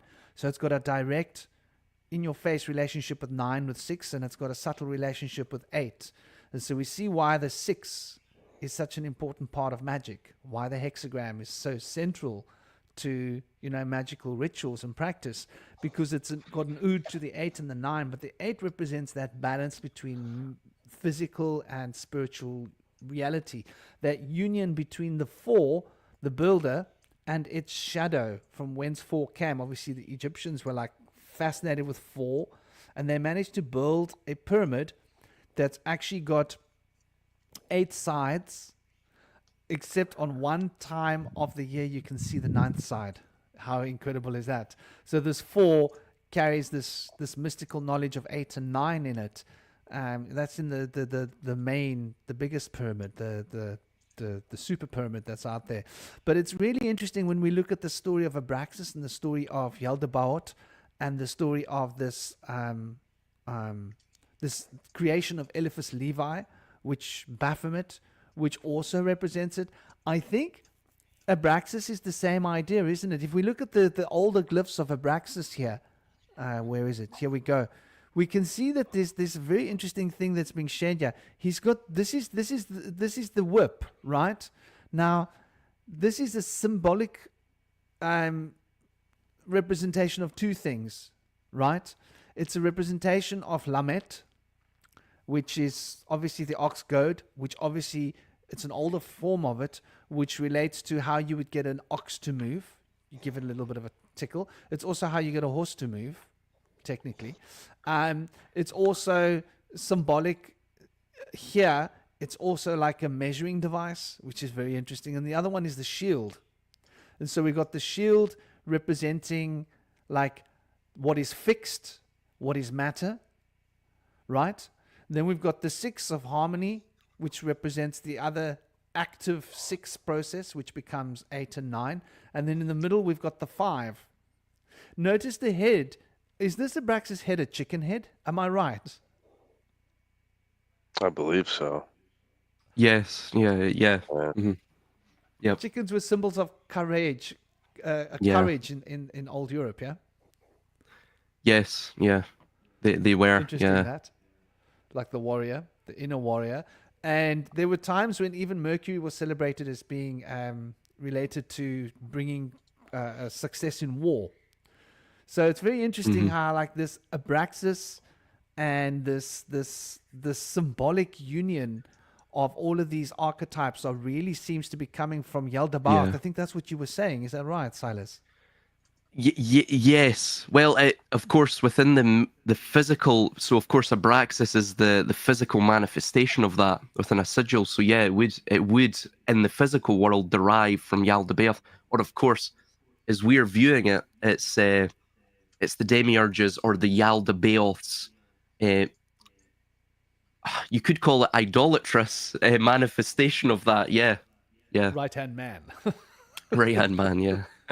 My right hand man. He does my deeds for me, kind of thing. Yeah, man. I definitely think there's like so much. I think we could probably have a whole discussion. Somebody was asking about your channel, Silas. It's at Silas Speaks, right? Yeah. Yeah. So go and check it out at Silas Speaks. You will find Silas there. And I'll put it on here so that you can see it if you don't know where that is. But it's definitely worth checking out his channel. He's got a lot of really cool information out there. And did you give us your @ sign, by the way, Regan? Yeah, I did in the private chat. Okay. It's just at JRegan 2IB. They make it sometimes really tricky to put links here. I don't know why they do it. Sometimes it works, sometimes it doesn't. Let me stick a link in here. But I find that if I take away the www.com, then it will definitely work. But you guys can easily just, let's try and put it through as it goes and see if it moves through there. Seems like it's flowing. Yeah. Yeah, man, it seems like it's working. So, Metatron. The two faces of Metatron, huh? Metatron has got a double face. Is Metatron not a very fascinating part of the story? Because Metatron is above the veil and below the veil, is it not? So Metatron, in a sense, has a relation with Mercury in a hidden context. Yeah. And they use the angel Sandalphon for the earth element, do they not? Instead of the second Metatron, which it used to be used for. Here's an interesting point about the Kabbalah. People associate the Kabbalah with Judaism, and I want to like shoot that out of the water. Because Kabbalah is so old. It's like if you look at the construction of the original Phoenician language, there were 22 characters and they were drawn from hieroglyphs of ancient Egypt or ancient Chem. And those 22 relate to the 22 major arcana, right? Like the whole tarot is basically there and in its inception. So this is why the major arcana is related to the 22. They will tell you that it's a theory and that it's a this and a that, but if you look at it and you practice it and you study it, you'll see the relation between the major arcana and the 22 letters of what became Hebrew, which is really just Paleo-Hebrew redressed through the Aramic lens, right? Aramic changed the glyphs a little, but that was just because of the Semite tribes separating and reorganizing. When you go back to the Paleo-Hebrew, there is no difference. Paleo-Hebrew and Phoenician is the same language. So totally agreed, yeah. When we talk about Hebrew, we're talking about the remnants of Phoenician. It's probably the closest language to Phoenician around, I would say. What do you think? I would totally agree with you.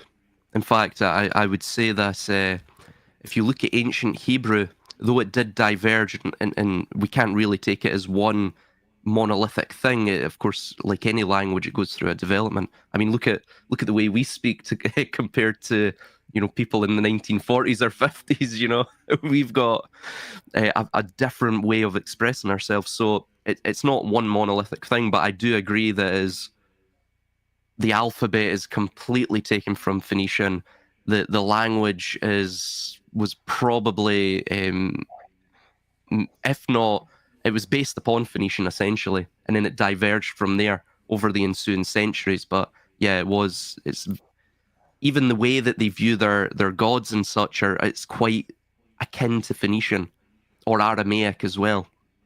A lot of people didn't really speak ancient Hebrew. A lot of the Israelite kingdom, before it fractured in the 9th century, they spoke primarily Aramaic. They even wrote in Aramaic. So it's this, you know what I mean? It's very weird, isn't it? But sorry, man. Yeah, I agree with you. Yeah, that's very interesting. You brought up something that made me think there as well for a moment. Like, people don't realize that the Phoenician language was existing before the Phoenician alphabet. And the Phoenician language was being written with cuneiform from Sumeria. Very interesting. They were not using the cuneiform of the, because there's different kinds of cuneiform, right? The cuneiform that everybody raves about is the Akkadian cuneiform, which is like 1,000, 2,000 years at least, less old than the Sumerian cuneiform. But originally Phoenician was being written with Sumerian cuneiform. So hence you'd speak about Ea, right? Ea. That Ea, which is Sumerian cuneiform for Enki, the original name of Ea, this is lived through into cuneiform of Akkadian as well, is the first of the divine god beings to come to earth other than Allelu.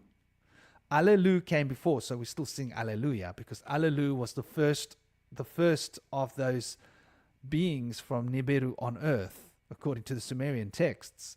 And so Allelu, Ea, Allelu, Ea. Ea was Enki when he arrived. He only later got the title Ea Enki. Ki meaning earth, Anki meaning Lord of Earth, Ea Enki meaning Ea the Lord of Earth, Enki, which then becomes Enki, like in modern slang you could say, but it's Ea Enki. And An means we're all the descendants of An. Exactly. So Ea, descendant of An, Lord of Earth, through the power of An.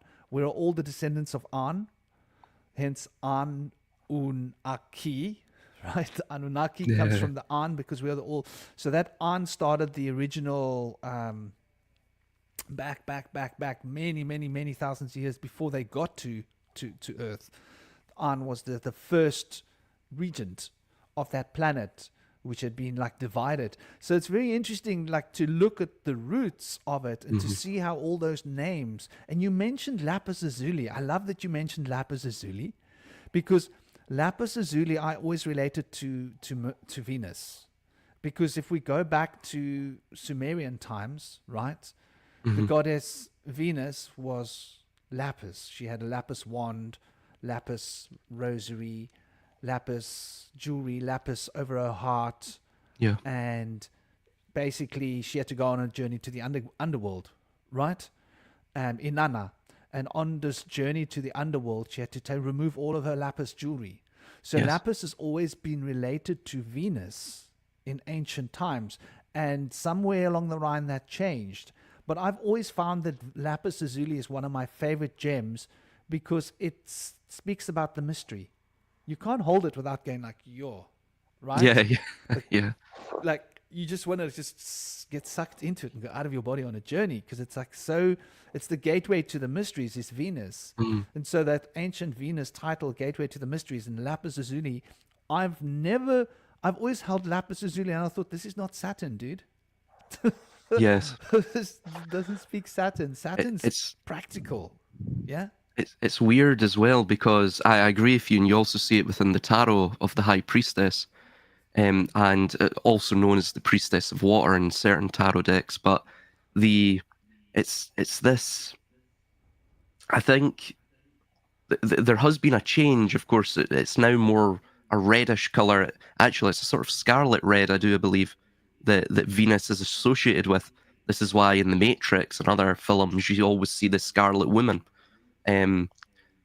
But I think as well, yeah, you that idea that you want to get sucked in, it's like it's enigmatic. It's an enigmatic color. It's very much like the abyss, isn't it? Where you almost feel like you're the beast of the abyss, which is the fish, or the serpent as well, and you're underneath that veil of Isis, that veil of Venus, and you can only glimpse through the perforations through that perforated veil, which is obviously the name. Pardon me, the name of the Milky Way. The Milky Way galaxy as we see it, that great rift in the sky. If you're in an area without major light pollution, perhaps as well that's why they're so all of their utopias are linked to urbanization, because they want to establish that light pollution, because it's almost a projection or an expansion of their will or their desire to hide the power of stars from us, if you will. It's probably the reason why the Catholic Church didn't want the proliferation of telescopes as well. They don't desire you to know the truth of the stars. This is why, as well, the Vatican also have this grand observatory called, I believe the telescope's called Lucifer or Lucifer. So, make of that what you will. But yeah, I do agree that it almost appears as well that inversion, the blue and the red, it's almost to... You could say that, of course, it's part of the syzygy, right, of Venus. Venus also has that malefic aspect to her. So you have the aspect which is one of the holder of the mysteries, the maternal mother of the mysteries, and then the other is this sort of more time-driven, frenzied notion, almost like the overburdening or overcaring mother. That sort of archetype as well. So it could be linked to that, the blue and the red, the change of it. And of course we've changed world ages since those colors were first formulated. So perhaps that also accounts for the change. But yeah, even somebody mentioned Metatron. I was just going to add a few other things to that. And basically Metatron is, speaking again to your Enneagram, Franklin, and this puts this fairly succinctly through a numerical and geometric form, which is, if God is the zero order point, then Metatron is the sort of logos. It is the one of God. It is the, like what you're saying, the right-hand man, or so it's interesting. The word Metatron, it's sort of an enigma, right? So it has about 3 or 4 different possible etymological roots. So to run through them, we have the first one, which is from Hebrew, matara, which means keeper of the watch, or literally guardian. So you have this idea of the watchers, right? And Robert Monroe talks about that there's a certain class, almost the assisters of the gardener or the demiurge, the craftsman, who is keeping watch on the flow of loosh. He's almost like, I think Robert Monroe calls him the gas pump attendant. So he's making sure that the energy is flowing correctly, that the machine, the yantra within the mandala is working correctly. And then you have as well, from Greek, meta and thronos, which it could be interpreted as the one who serves behind the throne, or the one who occupies the throne next to the throne of glory. You also have Symphronos, which is a similar idea, the co-occupant of the divine throne. So literally the one who is the regent. You see him. He's not, and this will get into N as well. And then, of course, Latin metator, which is guide or messenger, but that's later on.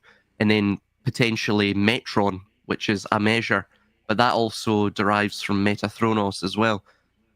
Interestingly, we were mentioning about N and Enki and Ya or Ea. N, interestingly, I think this is actually I think there's some debate amongst archaeologists whether this is of an older Sumerian term or it's newer. But N was also the term that was used, or the title that was used, for the high priest of all pantheons. So if you were a high priest, you were known as N. And this is perhaps where it came to be known as a Lord. But then you see it has that connection to, like what you're saying, prior to him being called Enki or Enki or whatever, he was called N, just purely N. So yeah, it's interesting. And of course that's carried on in Abrahamism as the Lord. You just know him as the Lord. You don't, you even have in the Shema prayer, which I've always found very, very strange, that, it states that Adonai Eloheinu, or the Lord is God. So I've always mentioned if the Lord was God, you would just call him God. But who knows? Maybe there's something to that I'm not quite seeing. But I do agree that Kabbalah and Judaism are totally, they're not the same thing. Kabbalah has actually infiltrated both Judaism, Christianity, and arguably Islam as well. And really, the primary distinction between Judaism and Kabbalah is that Kabbalah has a view of God that is plural. So it views God as almost a literal bisexual being. The Shekinah and the Zeir Anpin, or you also have they're all divided into other things as well. Other names, other titles, other aspects of the divine. But then you have, in Judaism, God is a unitary thing. It's a singularity. It's the 231 gates, if you will, all combined into one.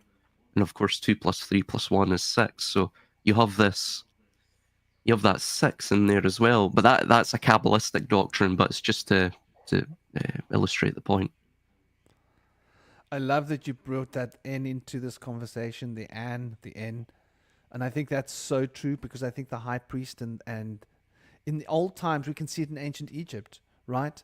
Like the Pharaoh was the embodiment of the high priest in a sense, right? Like there wasn't a division between God and the crown the further you go back in time. So I think like the Pharaoh was supposed to be like the supreme priest, and then he had his high priests that worked for him, but he was the main one that would officiate in the rituals. And so it's very interesting how, like, you go back there, it seems like that An starts this kingly priestliness, which is what's carried over to today. And it's very interesting if you look at like you say, the Hebrew, the etymology of this name Metatron is very interesting, because there's two ways of spelling it. You can put the yot in or not put the yot in. Yeah. And so often Kabbalists have put the yot in to imply something else, to add a 9 to it, right? Yeah. So that's very interesting, Also with sorry to interrupt, just with the yod as well, it's like the head. You see it within the yod he vav he. If you were to vertically stack that, you get the pentacle of man. You get literally the figure of man. So the yod is the fire. And remember, when the world ends, even is stated in the Zohar, and I think it's probably stated in the Vedic traditions and Buddhism as well, if I'm not mistaken, but I'm less clued up on that, is that you'll first have either a flood of ice or water, then you'll have the baptism via fire, or everything is destroyed via fire. Even in Norse mythology, you have the same thing with Ragnarok. The gods and the world destroy themselves in this mass self-destructive conflagration. Then and you have the primary conflagration, which seeks to burn the world tree, yet fails, with the Jotun Igni, which of course igneous, ignite, fire. So and of course that links with Agni, the Hindu god. I'm pretty sure Agni destroys the world as well with fire, if I'm not mistaken. So it's it's the same principle with the yod. You'll always have the yod, always have the fire, you know, this conflict. Yeah, it's very interesting. I think we'll have to probably go into that in a real deep dive and look at the Abraxas relationship with the Yaldabaoth specifically, and how Yaldabaoth is Samael, right? Yeah, Like, absolutely. so we're not talking about different people here or different beings. We're talking about Samael. We're talking about Yaldabaoth. We're talking about Lucifer, as it's been depicted. I think it's like a bastardized name because Lucifer was always the name of Venus in ancient times. So Lucifer was the light bringer, was that like the doorway to initiation, or the way that leads you to initiation, shall we say more specifically. Yeah, I agree. That gateway that will lead you toward the mysteries. I suppose the initiation comes after you've gone through the gateway, but so you got to travel through her to get to the lunar potential of 2, because they sort of sit on opposite sides of the circle in a sense. So you've got a whole journey to get to that process. But I think, like you say, it's very interesting because that nun is also means fish. So when we come back to that an and n, and that letter n represents to the fish, represents to transformation, right? Represents the astrological sign of Scorpio, which represents the tarot card, death. And so everything pivots around that N. That is like the power of change. And so N becomes a placeholder for Uranus, if that makes sense. And you mentioned Mars. I know you mentioned Venus and red. That's something that I found very fascinating because when I look at Mars, I see Mars the number 9, or 9 has always been traditionally Mars in numerology, and Mars is that bright red, yeah. And I was having a conversation with people, and they were like, no, they were saying that sex relates to Venus, and I was like, no, carnal sex relates to Mars. In other words, the body's impulse and the body's impulse towards what's the word? Lust. Last year. Lust is a physical thing, but the emotional component of sex is Venus. If that makes sense, like that sensuous exchange, but that masculine, I got to get in there and finish this. Yeah. Yeah. That's a very Martian thing. Men relate to sex as Mars. Women relate to sex as Venus. When a man's in touch with his feminine side, he can experience a much more powerful orgasm, right? Because he's in tune with the sensuous part of it. And it's like, it's more about enjoying the process. And so that becomes so much more engaging. And then it's not about conquest, is it? It's not about conquest. It's not about conquest. It's not about sexual conquest, which would be Mars or Aries, or you see this with the sort of Martian or Aryan quality of the Emperor. But the Empress is she is in reclining and enjoying the simple pleasures of the scenery, if you will. Yeah. So yeah, I agree. Yeah, good point. So that's like part of this destruction of the West. They want us to relate to sex as conquest. They want to take away lovemaking. Yeah. They want to take away like the family unit and lovemaking and making children, and like nobody can have kids because they've all had, like they've all had those jabs. So it's like the idea of kids is like the goal, right? Even this, there's been a perversion of love as well. And it's you constantly see it, permeate throughout the culture, which is everything is love, or love this, or love that, and it's become a very hollow, abstract concept. And I think, like what you're saying, I think you're right, totally on point.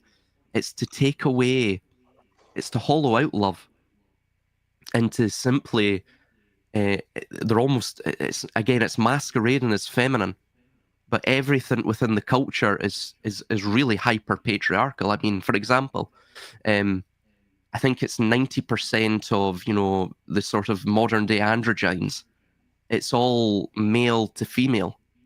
Yeah, male to female. So that sort of transition. So ultimately, there's a deeper, you know, sort of my influence of Spengler is coming through, but there's a deeper psycho-spiritual or spiritual process that's going on here.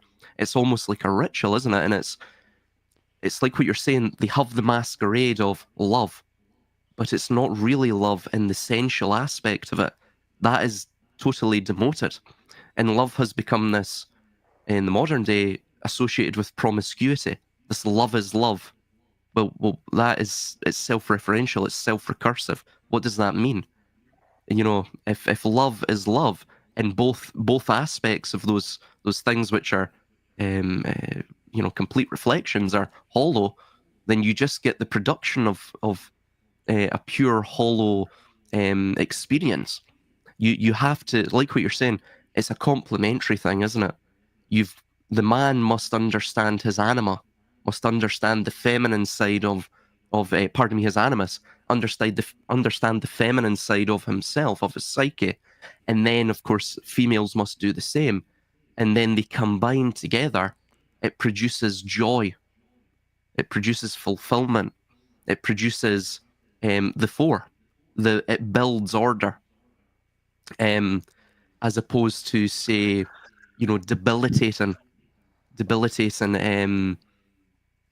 psyche, debilitating the psycho-spiritual collective zeitgeist, which ultimately that's what it's doing right now, right? Everything is being invented. It's a lot of people become offended when I say it's hyper-patriarchal because they think I'm being, you know, somehow a feminist or something. But it really quite is. It is. It's men. Well, for example, the whole modern androgyne movement is to destroy the feminine. Yeah. It's to destroy men so that men process, become yeah. obsessive about being men. Yes, pretty much. Yeah, exactly. But bingo. That's the most accurate way I've heard it put. That is, yeah, it's very accurate. Yeah. It's very interesting. Like, I was having this conversation with my girlfriend, and so I'm going to be open. Yeah, I'm going to be very, very open. I hope like YouTube can handle it. Hold your pants on. Keep your pants on, YouTube, because it's going to get really honest here. So we were talking about men with the desire for anal entry, and there's the word "an" again, anal, right? And so a woman's perspective on this, in her experience, every man that wanted to be anal had some kind of a deep-seated psychological issue around their relationship with women. Very interesting to get that from a woman's perspective. It made me really contemplate it, because, like, well, I'm proud to say I've never been interested in anal. I once accidentally went there. I was like, whoa, no. You know, but I think as a man, if you can want to be honest with yourself, if you feel a desire for anal, you really got to check that out, dude. You got to like sit down. You got to analyze yourself. You got to analyze yourself. You got to analyze yourself. I was actually about to say that. Yeah, the word analysis as well is very strange in that context. Yeah. Yeah, it's all about the anal, and so all good analogies. Really popular with the younger generation is anal sex. It has become very popular. That's one of the biggest pushes in all of, you know, your porn industry, and even in the movies and everything. I mean, it's not just the gay jokes, but your television, movies, radio, they really push, you know, the butt stuff. And even that in the your mainstream Hollywood realm, right? I mean, it's all about the booty, right? Who's got the biggest butt? And just 50 years ago, it was totally the opposite. It was all about the thin, slender female. Exactly, yeah. You know, and now it's like there's women with these injections that, you know, it literally looks like they're carrying around, you know, 2 sacks of potatoes behind them. And that's supposed to be the desire, right? The main pinup girl, the scarlet red woman with the big behind, you know. Do you know what's quite weird about all of that is that there was a writer called George Bataille, and he discusses this along the lines of the sun. So the sun is the primary I guess you could call it the monad of our life. We view it, you look at trees, the way that they will grow into the face of the sun. They're trying to reach the sun. And of course, the air will also drive their growth in certain ways too. But they're growing upwards, trying to reach the sun, a bit like Icarus. And of course, they'll never reach it, because if they were to reach it, they would burn up, and the impossibility of it all. But it never stops them trying. There's like an instinct in it. But he mentioned that everything within the world is literally the sacrificial elements or aspects of the sun. And you see this with the Aztec world as well. The reason the Aztec civilization, you could say, failed, of course, we have all of the technological disparity with the European colonizers and what have you, but is because they so loved, I guess you could call it, they viewed sacrifice not as a way to, again, as sacrifice means to make holy of oneself. They viewed it as the literal worship of waste by at least the time that the Spanish conquistadors arrived there, both in the Mayan civilization and the Nahuatl or Aztec civilization. I mean, even if the Spanish didn't arrive, there was so much infighting in the Aztec Empire. There was a great animosity there between, well, at least the Tlaxcalans and the rest of the subjugated tribes, that it probably would have collapsed in less than less than 50 years. It was also going through famine and other such things. The same with the Mayan civilization. It's a similar thing in our civilization. That idea that the big booty woman is now, it's now far more of a sexual. It's more sexually appealing to young men. Even this popularization of anal sex within heterosexual sex culture, I could, if you're to call it that. So, and even on the modern media, it's been popularized too. That it's almost like it's a love or a worship or a reverence for waste.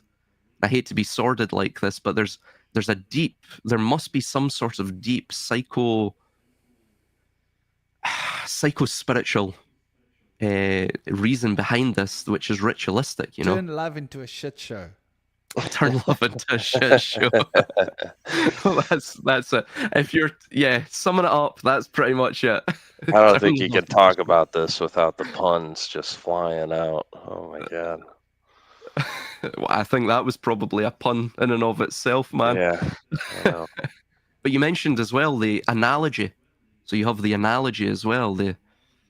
It's all of these words. It's very interesting how they've come to be. Interesting. You mentioned as well pitta. Pitta means father in Sanskrit, and you get that mata, mother. Pitta. It's just like this is old, old, before Sanskrit, before any of these languages, right? The usual Indo-European root languages, Mata and Pitta, are in the root languages, and Pitta represents the sky father in a sense. Yeah. Now this was originally worshipped as Patra.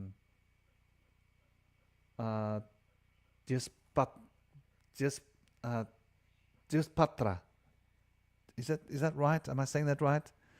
The original sky father of Sanskrit, which was worshipped a long time ago, which was another sort of a idea that relates to Brahm, but not quite Brahm, was Patra. I think that's what it's called. And check me if I'm wrong. It's one of the oldest ones. We did this in a thing. I don't know why. Yeah, there's Deus Patra. Yeah. And so we've got that Patre, which became in Greek and Latin, father. And Zeus and Jupiter,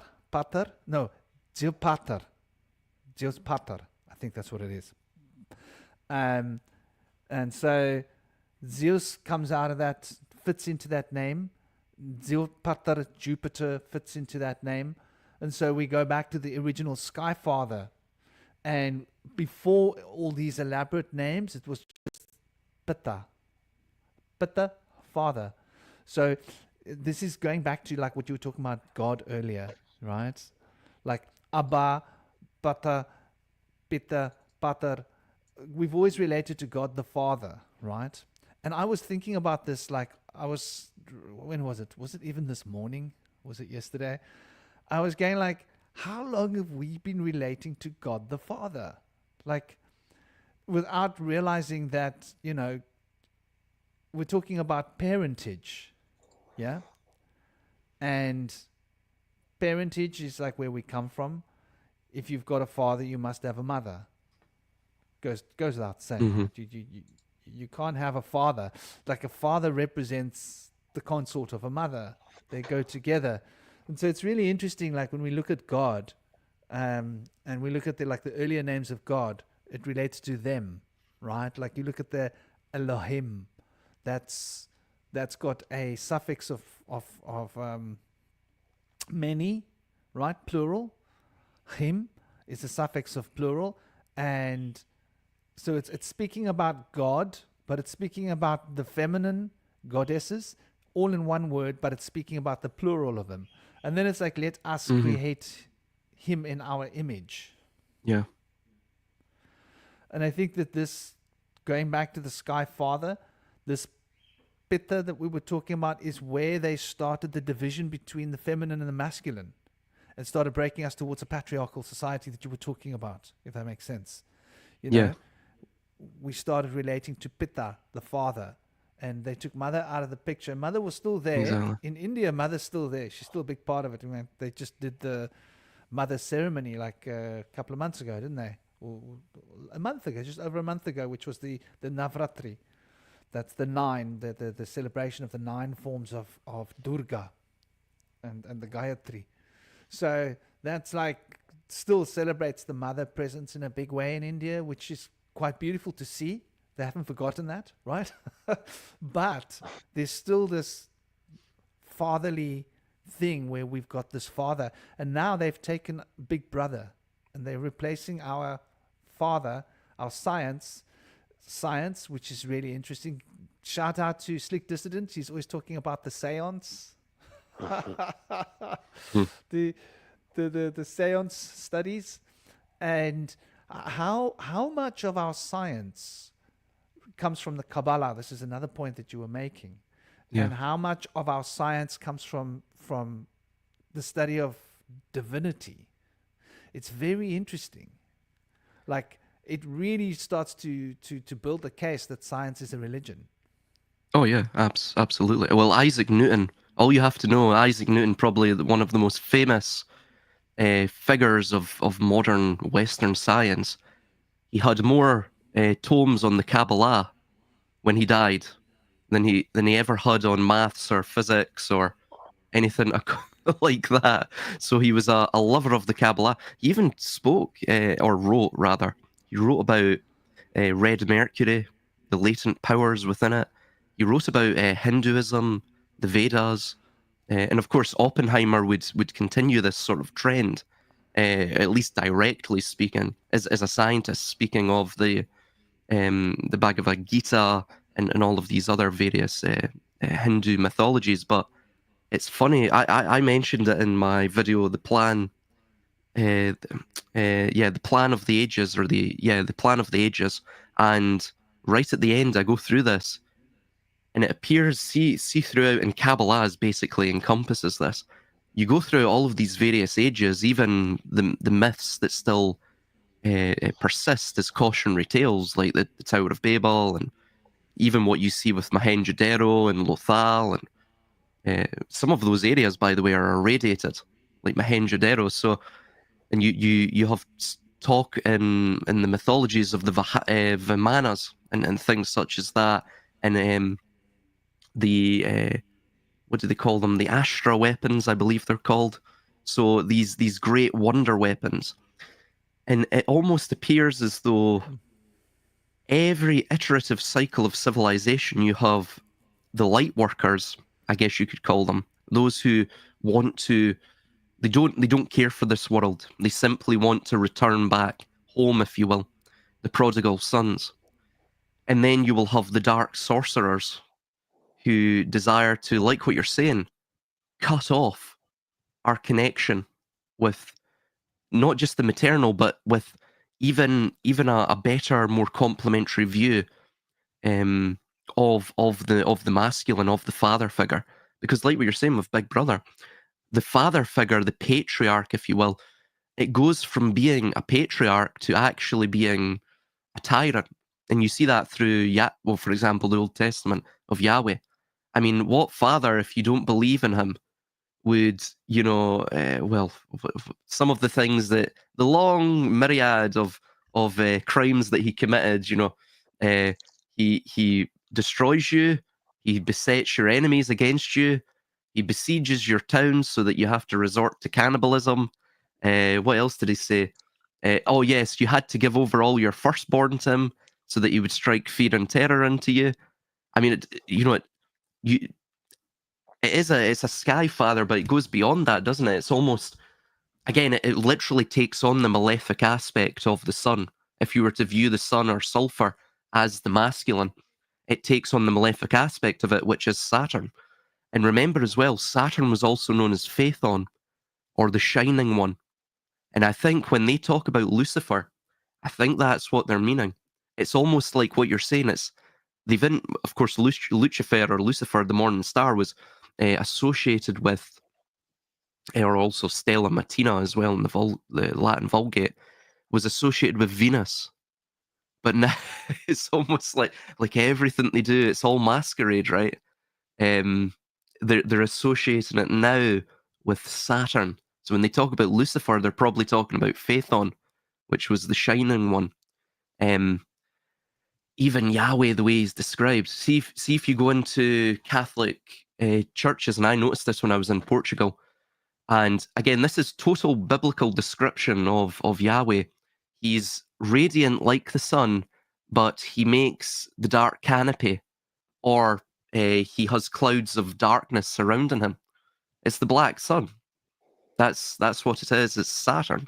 That's why on Shabbat, or Saturn's Day, in Hebrew, Saturn is known as Shabbatai. They worship that archetype. Don't get me wrong; it goes beyond mere Abrahamism. It was worshipped as well in Rome and Greece with the Chronia, the Saturnalia, even the Celtic worlds as well. Arguably, you could say Odin is a very Saturnine entity. Of course, he, like Saturn or Kronos, he also overturned or betrayed Ymir, his father, just like Saturn or Kronos betrayed Uranus or Uranus, which is the way we pronounce it now. But so it's interesting. I think they're everything that they do is an invert.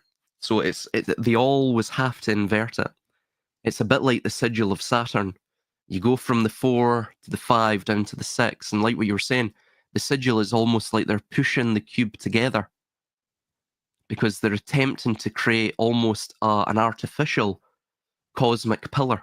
You push the isometric form of the cube together, and you try and press it down via digital repression and oppression. They believe that they can create that vertical pillar. They can establish an artificial cosmic pillar, an artificial Mount Meru, an artificial Elysian field. And it always fails, doesn't it? There was something else I was going to mention. I totally I can't believe I missed this, but if you look at the Gala priests, now they occurred within Rome with the worship of Magna Mater, which, by the way, arguably Magna Mater was the least feminine. If you look at the statues that still exist of her, she's very, very masculine, and she's associated Irish, with our Scottish connection there, isn't there, in ancient times? Yes, well, you had as well. There was the goddess Danann, You had that. You also had other goddesses in Scotland known as one was Bridget. Well, we would know her as Bridget now, but I think the Gaelic pronunciation was Brizzy or Briggy, something like that. It's where our term Brody comes from, the surname Brody. So if anyone has that surname, that's that's probably where it derives from. But those were goddesses of that. Saturn was known as Dagda. It was similar to the god Dagda, who had this special magical cauldron, if I do believe, and he could conjure anything from it. So again, like the demiurge from the void or the Kanoma and the Gnostic ideas. But the Gala priests were priests of Inanna or Ishtar. They were and of course Cybele and Attis later on in Rome. Essentially, they were, or Magna Mater as well, went by. Essentially, they were homosexual, cross-dressing, eunuch androgynes, and you even have an instance of it from one of the tablets where it discusses, if I can find it, and this gets back to our sort of analysis on the strange and perplexing popularization of anal intercourse. Not meaning to be sordid here, but yeah, so it's essentially Enki created the gala to specifically to sing heart-soothing laments for the goddess Inanna or Ishtar. This goes into mythology surrounding Inanna or Ishtar in both Sumeria and Akkadia. And of course, the gala literally mean demons. It's a class of demons. It's the Galum, or literally the Gala, the demons, or the Gala demons. They And it send you to the gallows. Send you to the gallows. Yes, bingo. Yes, yes. And of course in Gaelic, both Irish and Scots, Gal was foreigner. Our word for Gal or Gaul was foreigner, which yeah, very interesting. Which makes you wonder about Gaelic. And of course, this goes back to the Irish Annals and the Tuatha De Danann and the Fomorians and all of this.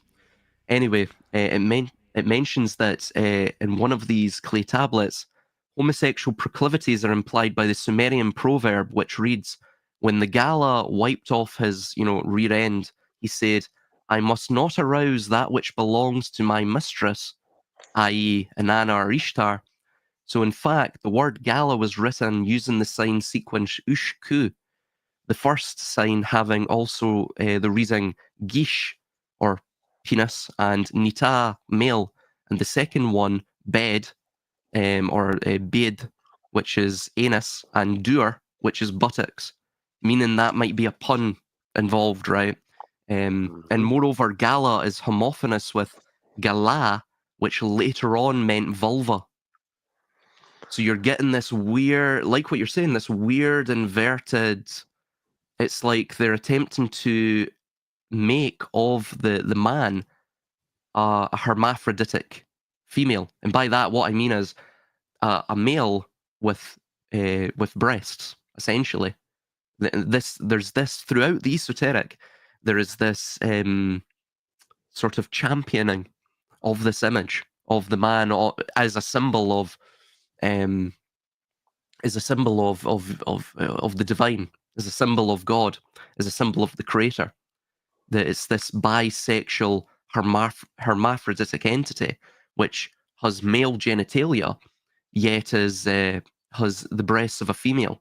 You see this, for example, in the Atenus cult.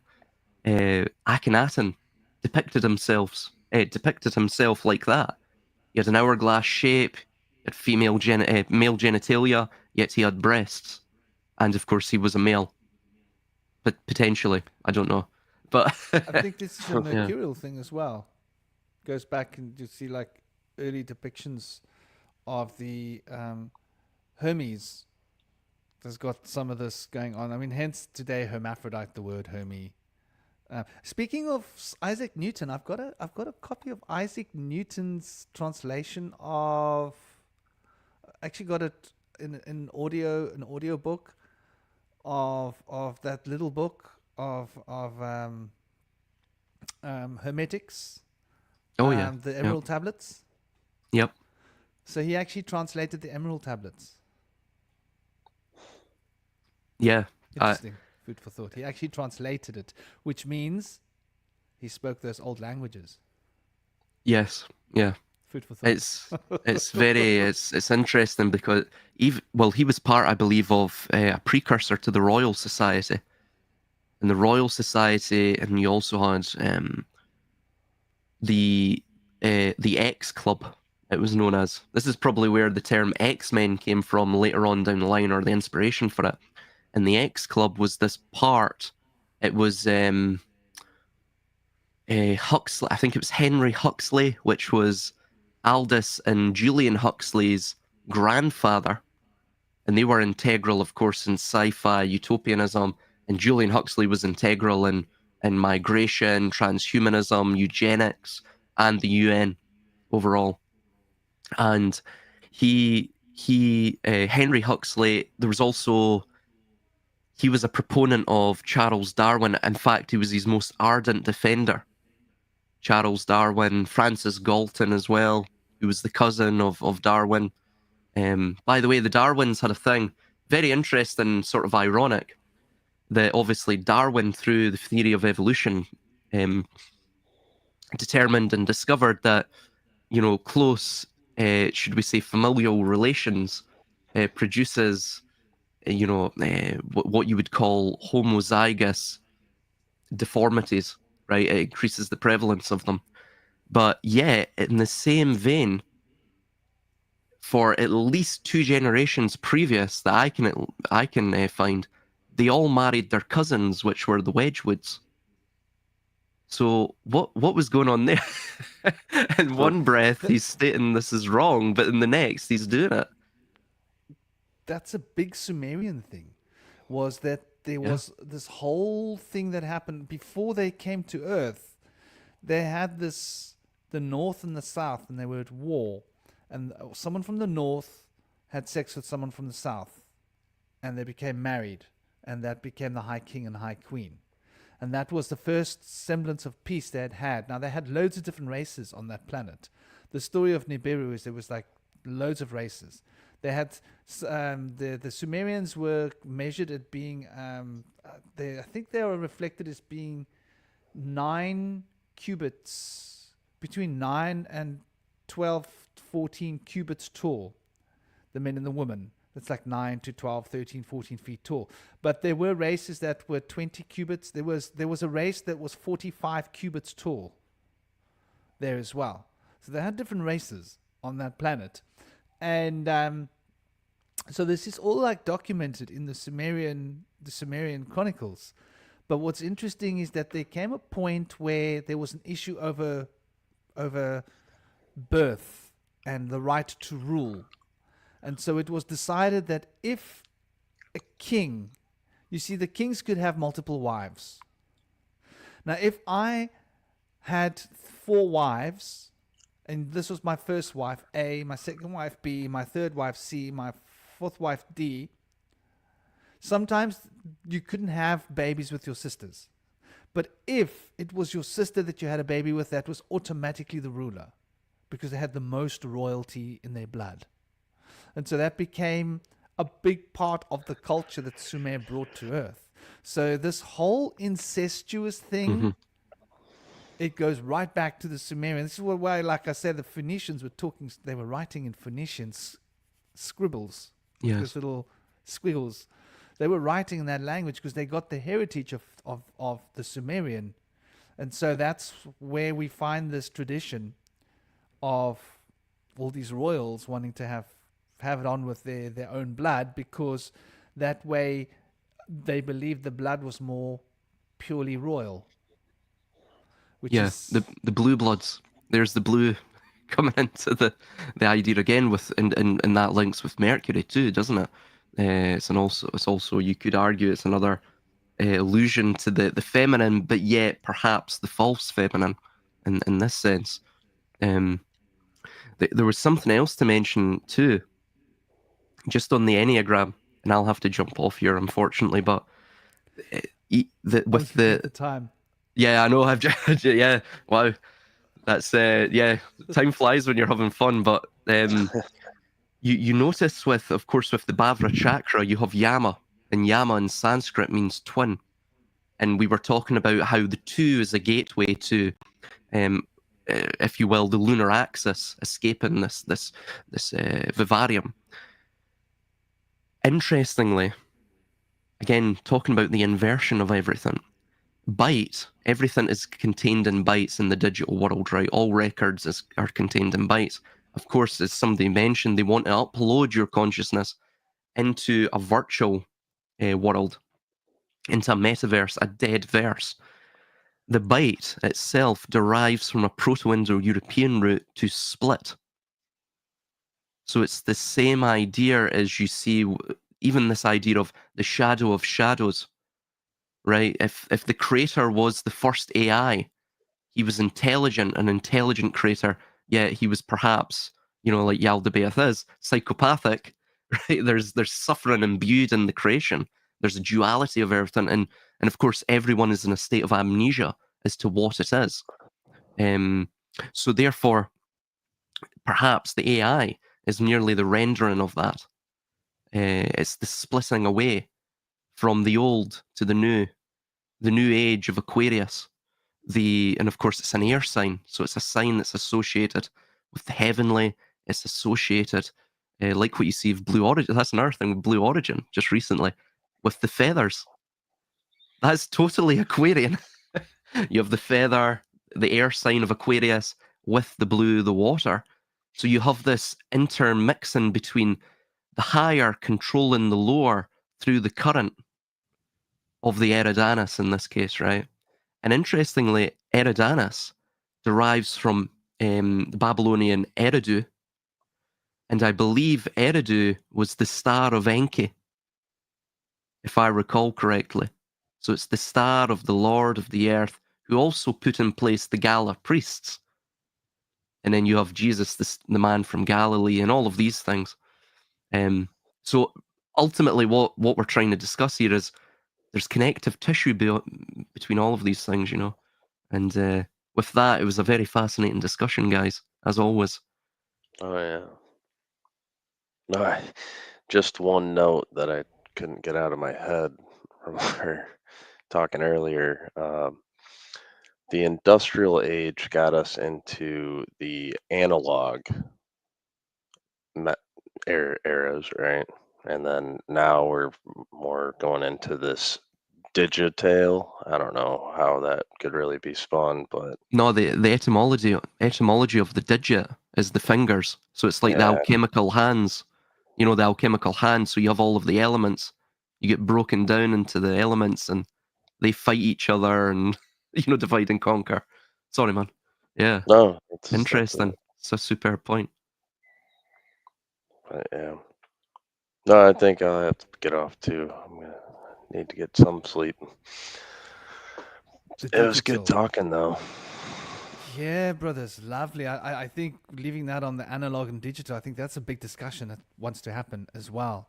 So, just exactly where this is going, digital reality, and like you say, the fingers, the digits, and that brings us back to the Sumerians, right? Because they had a 12 based mathematical system. It was all 12, 60, 5, 12, and 60. Yeah, and sexagesimal, yeah.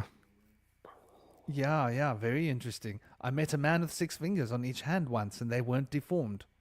And I couldn't figure out that he had 6 fingers because they looked perfect. There was like, his hand was designed to have 6 fingers. I've met people with 6 fingers, and it looks weird. This guy didn't look weird. Yes, Henry, I'm going to let you out right down a minute, my little boy. I hope he doesn't fall on the ground.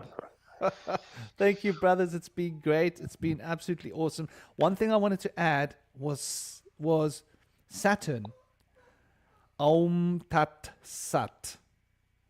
So the Om Tat Sat. So the Om is the manifestation of the 3 principles through sound, matter, light.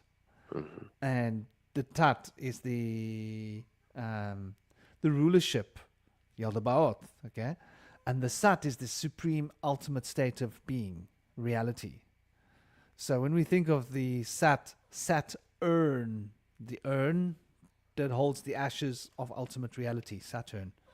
Food for thought. That's also, just really quickly, that links with the word kapala in Sanskrit, which is like the cup or the head, or the canopy. And of course, that's probably where Kabbalah came from. You know, the literal study of the head, the study of the cup, the canopy, the umbrella, the shadow of the canopy. Yeah, brilliant, man. Yeah. All right, guys. Sorry, I won't keep you any longer. We'll be here forever. Yeah. Have a good one, guys. It's been an honor having you guys. Thank you for everybody that enjoyed the show. I hope you loved it. Check out everybody. Silas's channel is here. I better go and collect your thing quickly. Just so I can put it in here. So for those of you that have watched the show, Silas's channel is at Silas Speaks. I'm sure you'll probably be able to find it quite easily. He's got quite a big presence. And we've got here as well, Regan's channel is up here too. I'm at BushWhisperer in here. Everybody take it easy. Don't forget to smile. Keep it sweet. Keep it real. Life is short, so stay away from anal. Seriously, it's no way to go. And women, if a man's like obsessed with it, take a look a little deeper, because I think like there's so much programming going on here, and like we've basically been getting to like that is one way of becoming obsessed with knowledge to the point where knowledge replaces love, and love is supposed to be about union, but knowledge is about control, because knowledge is power. So knowledge is about me controlling what I want to control with the knowledge that I have. So whenever control is the dynamic, on the physical, that's reflected as anal. So stay away from it, guys, if you want to experience the divine feminine in yourself. Girls, watch out for guys who like it. Take it easy, everybody. Keep smiling. Keep the dream alive. And till next time, Om Shanti. Big love. Bye-bye.